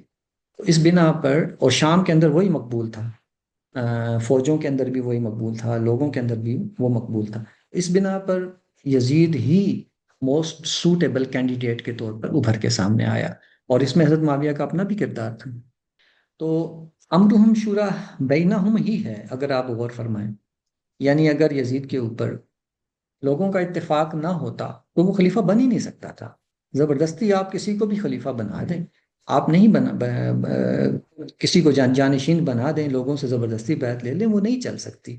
اگر وہ چلتی ہے اسی صورت میں چلتی ہے کہ جب لوگ واقعی کسی نہ کسی طرح چاہتے ہیں کہ یہ ایسا ہی ہونا چاہیے. اب بلاول کو جب بنایا گیا ہے چیئرمین، تو کہیں سے کوئی بغاوت نہیں ہوئی، اختلاف نہیں ہوا، کچھ بھی نہیں ہوا، تو وہ چل رہا ہے. تو اس کا مطلب یہ ہوتا ہے کہ یہ بھی امرہم شورا بینہم کی ایک قسم ہوتی ہے کہ جس میں آپ ایک انفلوئنشل پرسن لوگوں کے سامنے ایک تجویز پیش کرتا ہے اور دوسرے لوگ اس کو تسلیم کر لیتے ہیں. تو یہ ہوا ہے معاملہ یہاں پر بھی. دوسری بات آپ نے کیا کہی تھی سر یہ کہ کہ حضرت حسین حضرت کو امام حسین رضی اللہ خیال عنہ کرنا اگر چاہیے تھا. غلطی تھی جی تو دوبارہ بالکل، کرنا میں بھی چاہیے. یہی کہتا ہوں کہ حضرت حسین کا خیال کرنا چاہیے تھا. وہ نکل آئے تھے تو اب ان کو شہید کرنا ضروری نہیں تھا. لیکن مسئلہ یہ تھا کہ وہاں بیٹھا ہوا تھا عبید اللہ ابن زیاد، جو کہ شاہ سے زیادہ شاہ کا وفادار تھا، اور اس نے اوور ایفیشنسی دکھائی جس میں اس نے جو نہیں کرنا چاہیے تھا وہ اس سے سرزد ہوا. تو اوور ایفیشنسی کا مسئلہ تھا جو ایسے لوگوں میں ہو جاتا ہے. یعنی یہ غلط چیز ہے. ہم یہ دیکھتے ہیں کہ جو چھوٹے طبقے کے لوگ ہوتے ہیں، جب ان کو کسی صاحب اختیار سے کوئی کام سونپا جاتا ہے تو وہ شاہ سے زیادہ شاہ کے وفادار ثابت ہوتے ہیں، اوور ایفیشنسی دکھاتے ہیں. ہماری پولیس میں اکثر یہ مسائل ہوتے رہتے ہیں. ان کو کہیں کوئی احتجاج روکنے بھیجو، وہ بندے مار آتے ہیں. تو یہی معاملہ بس اس نے بھی کر دیا اور اس نے بہت غلط کیا. تیسری بات کیا کہی تھی آپ نے؟ اچھا، تیسری بات تو یہ کہ یزید نے جب ابن زیاد کو بھیجا ہے تو کوئی ساتھ نصیحت کی تھی کہ جو معاملہ ہے وہ نرمی سے پیش آنا ہے حضرت حسین رضی اللہ تعالیٰ عنہ کے ساتھ، یا کیونکہ جی بعض اوقات تاریخ میں یہی بیان کیا جاتا ہے کہ یزید کی طرف سے کوئی ڈائریکٹ حکم شہید کرنے کا نہیں ہے، बस बगावत को रोकने का है, लेकिन जब जब बगावत को रोकता बंदा है तो फिर इस तरह के मामला हो जाते हैं।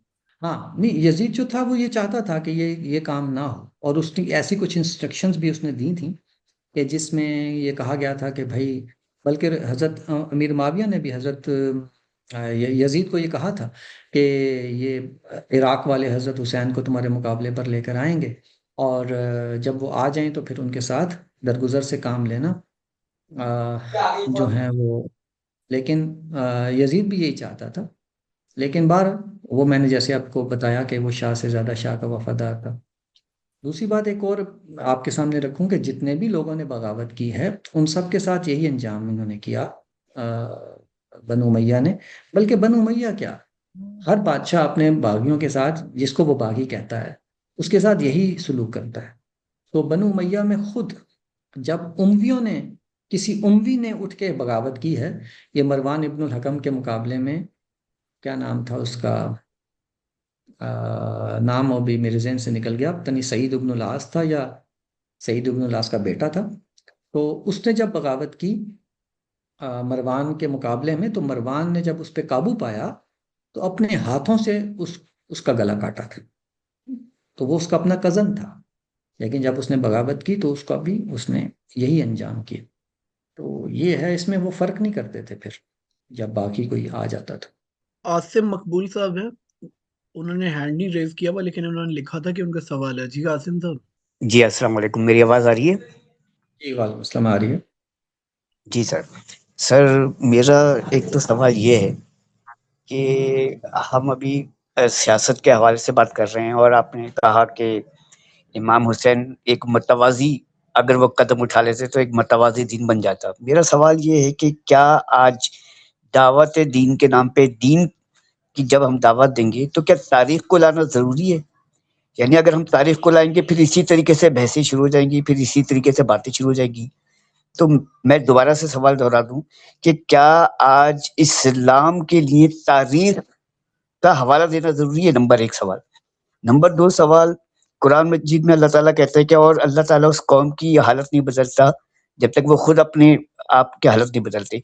इस इलेक्शन में वाज़े तौर पे पूरी कौम की हालत बदल गई थी, हत्ता के लोग बल्ले के निशान को ना पाते हुए भी पीटीआई को वोट दिया था। लेकिन यहाँ पे कुरान की आयत मेरी समझ में नहीं आती, यानी कि या तो फिर ये आयत हम नहीं समझ पाए कि पूरी कौम तैयार तैयार थी अपने आप बदलने की, लेकिन क्या इतना ताकतवर कोई ऊपर बैठा हुआ है कि अल्लाह ताला के अहकामात जो हैं उस वो ही रद्द हो जाएं? ये इसकी वजाहत कर दें। जी जी। बहुत अच्छे सवाल आपने किए। देखिए जी, जब तारीख का मौजू ज़ेर बहस होता है तो इसको हम दो पहलुओं से हमें इसके ऊपर बात करनी पड़ती है। एक होता है एकेडमिक पहलू, कोई भी कौम अपनी तारीख से जुदा नहीं होती। तो पूरी दुनिया है, पूरी दुनिया तारीख पे काम करती है, अपनी तारीख पे भी करती है, पूरी दुनिया की तारीख पर भी काम करती है। तो ये एक एकेडमिक एक्टिविटी है। तारीख इंसानी यादाश्त है। तारीख होती है तो बहुत सी विजडम हमें मिलती है। हाल और मुस्तकबिल को संवारने के बहुत से असूल वज़ा होते हैं। इंसानों का मुताला होता है। बहुत कुछ होता है तारीख के अंदर, इसलिए तारीख को हम जुदा नहीं कर सकते। दूसरी बात यह कि तारीख में अगर कुछ ऐसे वाक़यात पेश आ गए हों जो ख़ुद दीन के मुतवाज़ी एक और किस्म का लाया अमल पेश करके दिखाएं, जैसे कि मैंने ये दिखाया कि यहाँ एक नई मुतवाज़ी सियासी आप कह लें कि अखलाकियात मुरतब हो गई, तो उसके मुकाबले में फिर हमें तजिया करके बताना पड़ता है कि इन तारीखी वाक़यात का दीनी नुक्ता नज़र से दुरुस्त मकाम क्या है, ये हमें फिर करके बताना पड़ता है। तीसरी बात यह है कि दावत का जो मौजू होता है वो एक अलग चीज़ है। अभी हम जब तारीख पर बात कर रहे होते हैं तो वो दावत नहीं दे रहे होते दीन की, बल्कि चीज़ों की तनकीह या उनकी क्लैरिफिकेशन कर रहे होते हैं। तो ये एक अलग नौइयत का काम है। और जब दीन की दावत देंगे तो फिर उस वक्त हम सिर्फ दीन की बात करेंगे और दीन की बुनियादों की बात करेंगे। तो यह हर चीज़ अलग अलग होती है। تیسری بات آپ نے یہ ٹھیک. کہی کہ قوم جو ہے وہ تبدیلی کے لیے تیار تھی اور پھر قرآن کی آیت کو، تو میں یہاں پر کسی سیاست کے اوپر کسی پرٹیکولر سیاست پہ بات نہیں کروں گا. یہ منصب نہیں ہے، یہ وقت نہیں ہے یہ کرنے کا. اصولی طور پر آپ نے پوچھا کہ قرآن کی آیت یہ کہہ رہی تھی کہ جب کوئی قوم خود کو بدلنا چاہے تو وہ حالات بدل جاتے ہیں، تو یہاں حالات کیوں نہیں بدلے؟ یہ تھا آپ کا سوال. تو قرآن مجید کی آیت جی. نے یہ نہیں، جی قرآن مجید کی آیت یہ نہیں کہہ رہی. قرآن مجید کی آیت میں یہ ہے کہ جب کوئی قوم ایک اچھی حالت میں ہوتی ہے تو اس وقت تک اللہ تعالیٰ اس کی اچھی حالت کو نہیں بدلتا جب تک کہ وہ خود کو بدل نہ لیں. یہ ہے قرآن کی آیت کا مفہوم. تو وہ مفہوم نہیں ہے کہ اگر کوئی قوم اپنے آپ کو بدلنے پہ تیار ہو جائے تو حالات بدل جاتے ہیں. یہ آیت نہیں کہہ رہی.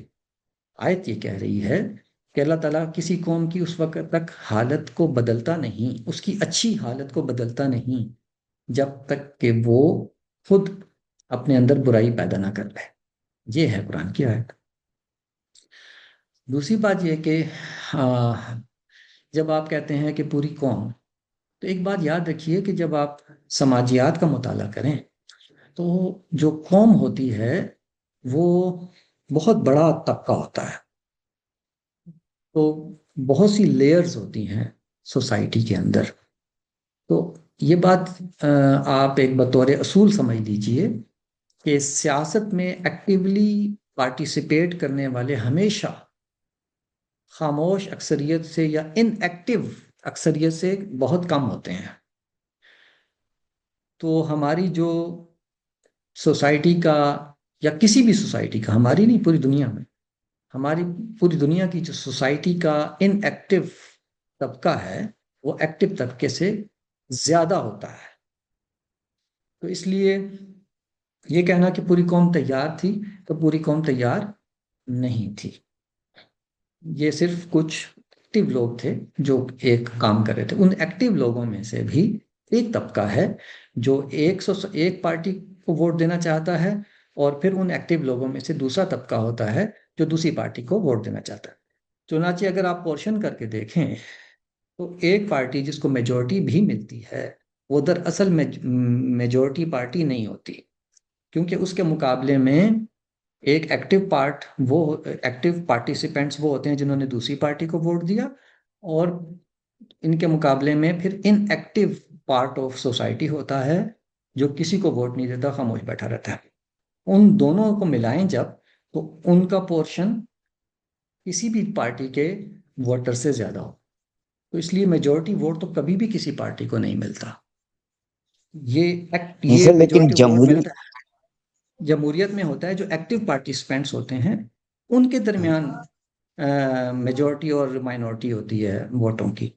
لیکن اگر سوسائٹی کو پورا دیکھیں تو کسی بھی سوسائٹی جو میجورٹی ووٹ لیتی ہے وہ دراصل مائنورٹی ہوتی ہے سوسائٹی کے طبقات کو ملا کے. تو یہ جمہوریت کا مسئلہ ہے. تو اس لیے یہ بات کہنا کہ قوم تیار تھی، تو قوم تیار نہیں تھی. قوم جب تیار ہو جاتی ہے تو یہ نیچرل ہے کہ ان کے حالات بدل جاتے ہیں. اب دیکھیے قوم کیسے تیار ہوتی ہے، یہ بھی آپ کو بتا دوں. قومیں حادثات کے بعد بدلتی ہیں، حادثات سے پہلے نہیں بدلتی. یورپ کا آپ ہسٹری اٹھا کے دیکھ لیجئے، کتنا طویل عرصہ وہ آپس میں لڑتے رہے، سیاسی طور پر اور مذہبی طور پر انہوں نے ایک دوسرے کو قتل عام کیا ہے، اور اس کے بعد بھی وہ درست نہیں ہوئے. یہاں تک کہ سیکنڈ ورلڈ وار ہوئی، کروڑوں لوگ مر گئے، پھر بھی درست نہیں ہوئے. پھر فرسٹ ورلڈ وار ہوئی، پھر سیکنڈ ورلڈ وار ہوئی. سیکنڈ ورلڈ وار کے بعد ان کو ہوش آیا کہ ہم یہ کیا کر رہے ہیں. اس کے بعد ان کے اندر وہ چیزیں نظر آنا شروع ہوئیں، جمہوریت اور یہ اور وہ قوانین اور جنگ بندی اور سرحدوں کا تقدس، کہ آپ اپنے بارڈر میں رہیں، ہم اپنے بارڈر میں رہیں گے، وغیرہ وغیرہ. بہت طویل عرصہ گزرا ہے، بڑے قتل و غارت ہوئی ہے، بڑی خون بہا ہے، تب جا کے دنیا کے ایک حصے نے، جہاں یہ سارے واقعات تیزی سے ہوئے، انہوں نے تھوڑا سا شعور حاصل کیا ہے. ہمارے ہاں تو کچھ ہوا ہی نہیں ہے، یعنی اس مقابلے پہ. تو جب تک کوئی قوم حادثات کا شکار نہیں ہوتی وہ بدلتی نہیں ہے. जी, किसी और पार्टिसिपेंट का भी क्वेश्चन है? जी लास्ट था अगर आप। जी जी, पूछिए। अच्छा, जो सबसे पहले मेरा सवाल था इस नशिस्त में उसी से मुतल्लक है कि दज्जाल का जो तस्वर इटसेल्फ है, उसमें यही है ना, ये बयान किया जाता है कि यहूद जो है उनको वो सरगना के तौर पे मान लेंगे तो वो अपनी हुकूमत कायम करके दे देगा, इसलिए वो कहेंगे इसने इसने किंगडम रिस्टोर की है, इसलिए जो है इसको हम सच्चा मसीह मानते हैं। जो पहले आए थे वो नाउजुबिल्ला झूठे मसीह थे। तो इसमें ये इश्काल था कि कुरान मजीद के अंदर ये चीज़ें फिट इन नहीं बैठती हैं, वो इस तरीके से कि जो आपने आयत खुद भी पढ़ी कि मसीह के पैरों को कहा गया कि तुम्हारे जो पैरों हैं उनको जो है वजाइलुल्लदीन तबाऊ का फौकल लदीन कफरू इला यौमिल क़ियामा, यानी कि क़यामत तक जो है वो मसीह के जो क्रिश्चियंस हैं वो फोकियत हासिल रहेगी उनको सियासी तौर पे भी यहूदियों पर, उन पे गजब है, यानी कि इला यौमिल क़ियामा के अल्फाज है। तो क़यामत तक भी, क़यामत के करीब की निशानी जिस तरह ये बयान की जाती है, तो इसको कैसे हम मान लें कि वो मसीह से भी ज्यादा ताकतवर हो जाएगा दज्जाल, और यहूदियों की हुकूमत कायम हो जाएगी, बेशक थोड़ी देर के लिए ही हो। तो ये तो कुरान से कॉन्ट्रडिक्ट नहीं कर रही है ये चीज, तसव्वुर जो है। देखिए, हुकूमत तो यहूदियों की अभी भी कायम है, एक छोटे से पोर्शन के ऊपर, और उस वक्त भी ये एक हंगामा बर्पा कर लेंगे। और जहाँ तक मुझे याद पड़ता है, रवायत में भी यही है कि इसका मुकाबला करने के लिए मसीही आगे आएंगे, और उनके साथ जो जंग होगी उसमें मसीहियों का बड़ा मेन किरदार होगा दज्जाल के इस फितने को ख़त्म करने में। तो हाँ, बिल्कुल, ये रवायत अब ज़हन में आ गई है। तो जो मसीही होंगे उनका किरदार होगा उसको ख़त्म करने में। तो वही बात है, जैसे अभी अ, अगर ये उठ जाए, इसराइल की जो रियासत है, ये अगर उठ जाए तो जाहिर है इतनी ताकतवर तो है ना कि थोड़ा बहुत हंगामा तो ये बर्पा कर देगी, एक दो मुल्कों को तबाह भी कर सकती है, एटमी पावर भी है। तो फिर इसका इलाज भी कर लेगा कौन? अमेरिका कर सकता है, यूरोप की कंट्रीज इसका इलाज कर देंगे। ऐसा ही कुछ होगा उस वक्त भी, एक पोर्शन में वो एक हद तक वो तबाही फैला सकेगा, फैला देगा, फिर उसका इलाज यही क्रिश्चियंस करेंगे। अच्छा, रवायतों में जो हजरत ईसा का आता है कि वो करेंगे, तो उससे हम ये मुराद ले सकते हैं कि वो उससे मुराद क्रिश्चियंस हैं, यानी कि ये भी जी हम जी मुमासलत ले सकते हैं। जी जी, यही मुमासलत ली भी है हमारे उस्ताद गामजे साहब ने। अच्छा अच्छा, बहुत शुक्रिया बहुत शुक्रिया। फराज साहब, ये जो रिटर्न आए थे मैसेजेस, ये सारे हो गए हैं सवाल? जी, आई थिंक एक आध बात में भी आ गया है जो लास्ट मैंने आपसे पूछा है। उसके बाद ये एक है कि क्या हम कह सकते हैं कि हुसैन अपने भाई हसन के नक्शे कदम पर चलते हुए कूफा इस्लाह अहवाल के लिए जा रहे थे, यही वजह है कि उनके इरादे से मुतला हो जाने पर अहले कूफा ने उन्हें कत्ल कर दिया? ये एक थ्योरी पेश की गई है जो जिससे मैं बिल्कुल भी इत्तेफाक नहीं कर पाया, क्योंकि इस्लाह अहवाल के लिए कूफा जाने की क्या ज़रूरत थी? कूफा वाले साफ तौर पर ख़त लिख के बता रहे थे कि 1 लाख तलवारें आपकी मुंतज़िर हैं, आप तशरीफ़ लाएं तो हम 1 लाख तलवारों के ज़रिए आपकी मदद करेंगे। तो वो तो साफ साफ लेटर था जिसके अंदर ये बताया जा रहा था कि आप तशरीफ़ लाएं, हम अपनी खिलाफत का क़याम करें, और बनु उमय्या की हुकूमत के ख़िलाफ़ बगावत करें। हज़रत अब्दुल्ला बिन अब्बास ने जो हज़रत हुसैन को मशवरे दिए हैं उसमें एक ये भी था कि कूफा वाले आपको बुला रहे हैं, तो पहले, लेकिन वो अपने इस दावे में सच्चे हैं, पहले इसका सबूत तो उनसे मांगे। उनसे कहें कि बनु उमय्या के जो गवर्नर है तुम्हारे ऊपर लगा हुआ, उसको पहले कूफा से निकालो, फिर मैं आऊँगा। ये हज़रत अब्बास उनको मशवरा दे रहे हैं। फिर जो मुस्लिम बिन अकील को हज़रत हुसैन ने भेजा, तो वो लोगों से बैत ले रहे हैं हज़रत हुसैन की खिलाफत की, और हज़रत हुसैन को ख़त लिख रहे हैं कि 80,000 लोगों ने, या जितने भी फिगर वो बताते हैं कि इतने हज़ारों लोगों ने बैत कर लिया, आप तशरीफ़ ले आए। और उसके बाद जब मुस्लिम बिन नकील को पकड़ा जाता है, पकड़ने की कोशिश होती है, तो वो गवर्नर हाउस पर हमला कर देते हैं, जो हज़रत हुसैन के भेजे हुए नुमाइंदे हैं। तो ये सारी चीज़ें क्या बता रही हैं? वहाँ पे बाकायदा हज़रत हुसैन अपनी खिलाफत कायम करने जा रहे थे। अगर वो खिलाफत कायम हो जाती तो उसके बाद फिर वो खाना जंगी होती, ऐसे ही जैसे अब्दुल्ला बिन ज़ुबैर ने जब अपनी खिलाफत कायम की تو اس کے بعد خانہ جنگی شروع ہوئی، لڑائی ہوئی، تو وہ لڑائی پھر کوفہ میں شروع ہو جاتی شام کے خلاف۔ تو اس بات کی تو کوئی وجہ نہیں ہے کہ حضرت حسین اصلاح احوال وہ اسی طرح کرنا چاہتے تھے کہ وہ اپنی خلافت قائم کریں، اور اس کے مقابلے میں خانہ جنگی ہونا لازمی تھی۔ جی جی آئی تھنک سر مزید کوشچنز ہمارے پاس نہیں ہیں۔ ٹھیک ہے، ٹھیک ہے سر۔ جن پارٹیسپینٹس نے جوائن کیا سب کا بہت شکریہ۔ عرفان صاحب آپ کا بہت شکریہ، آپ نے بڑے ڈیٹیلڈ آنسر دیے سب کو، اور بڑا زبردست آج کا ہمارا سیشن ہوا۔ آپ سب حضرات کو اللہ حافظ۔ بہت شکریہ، اللہ حافظ۔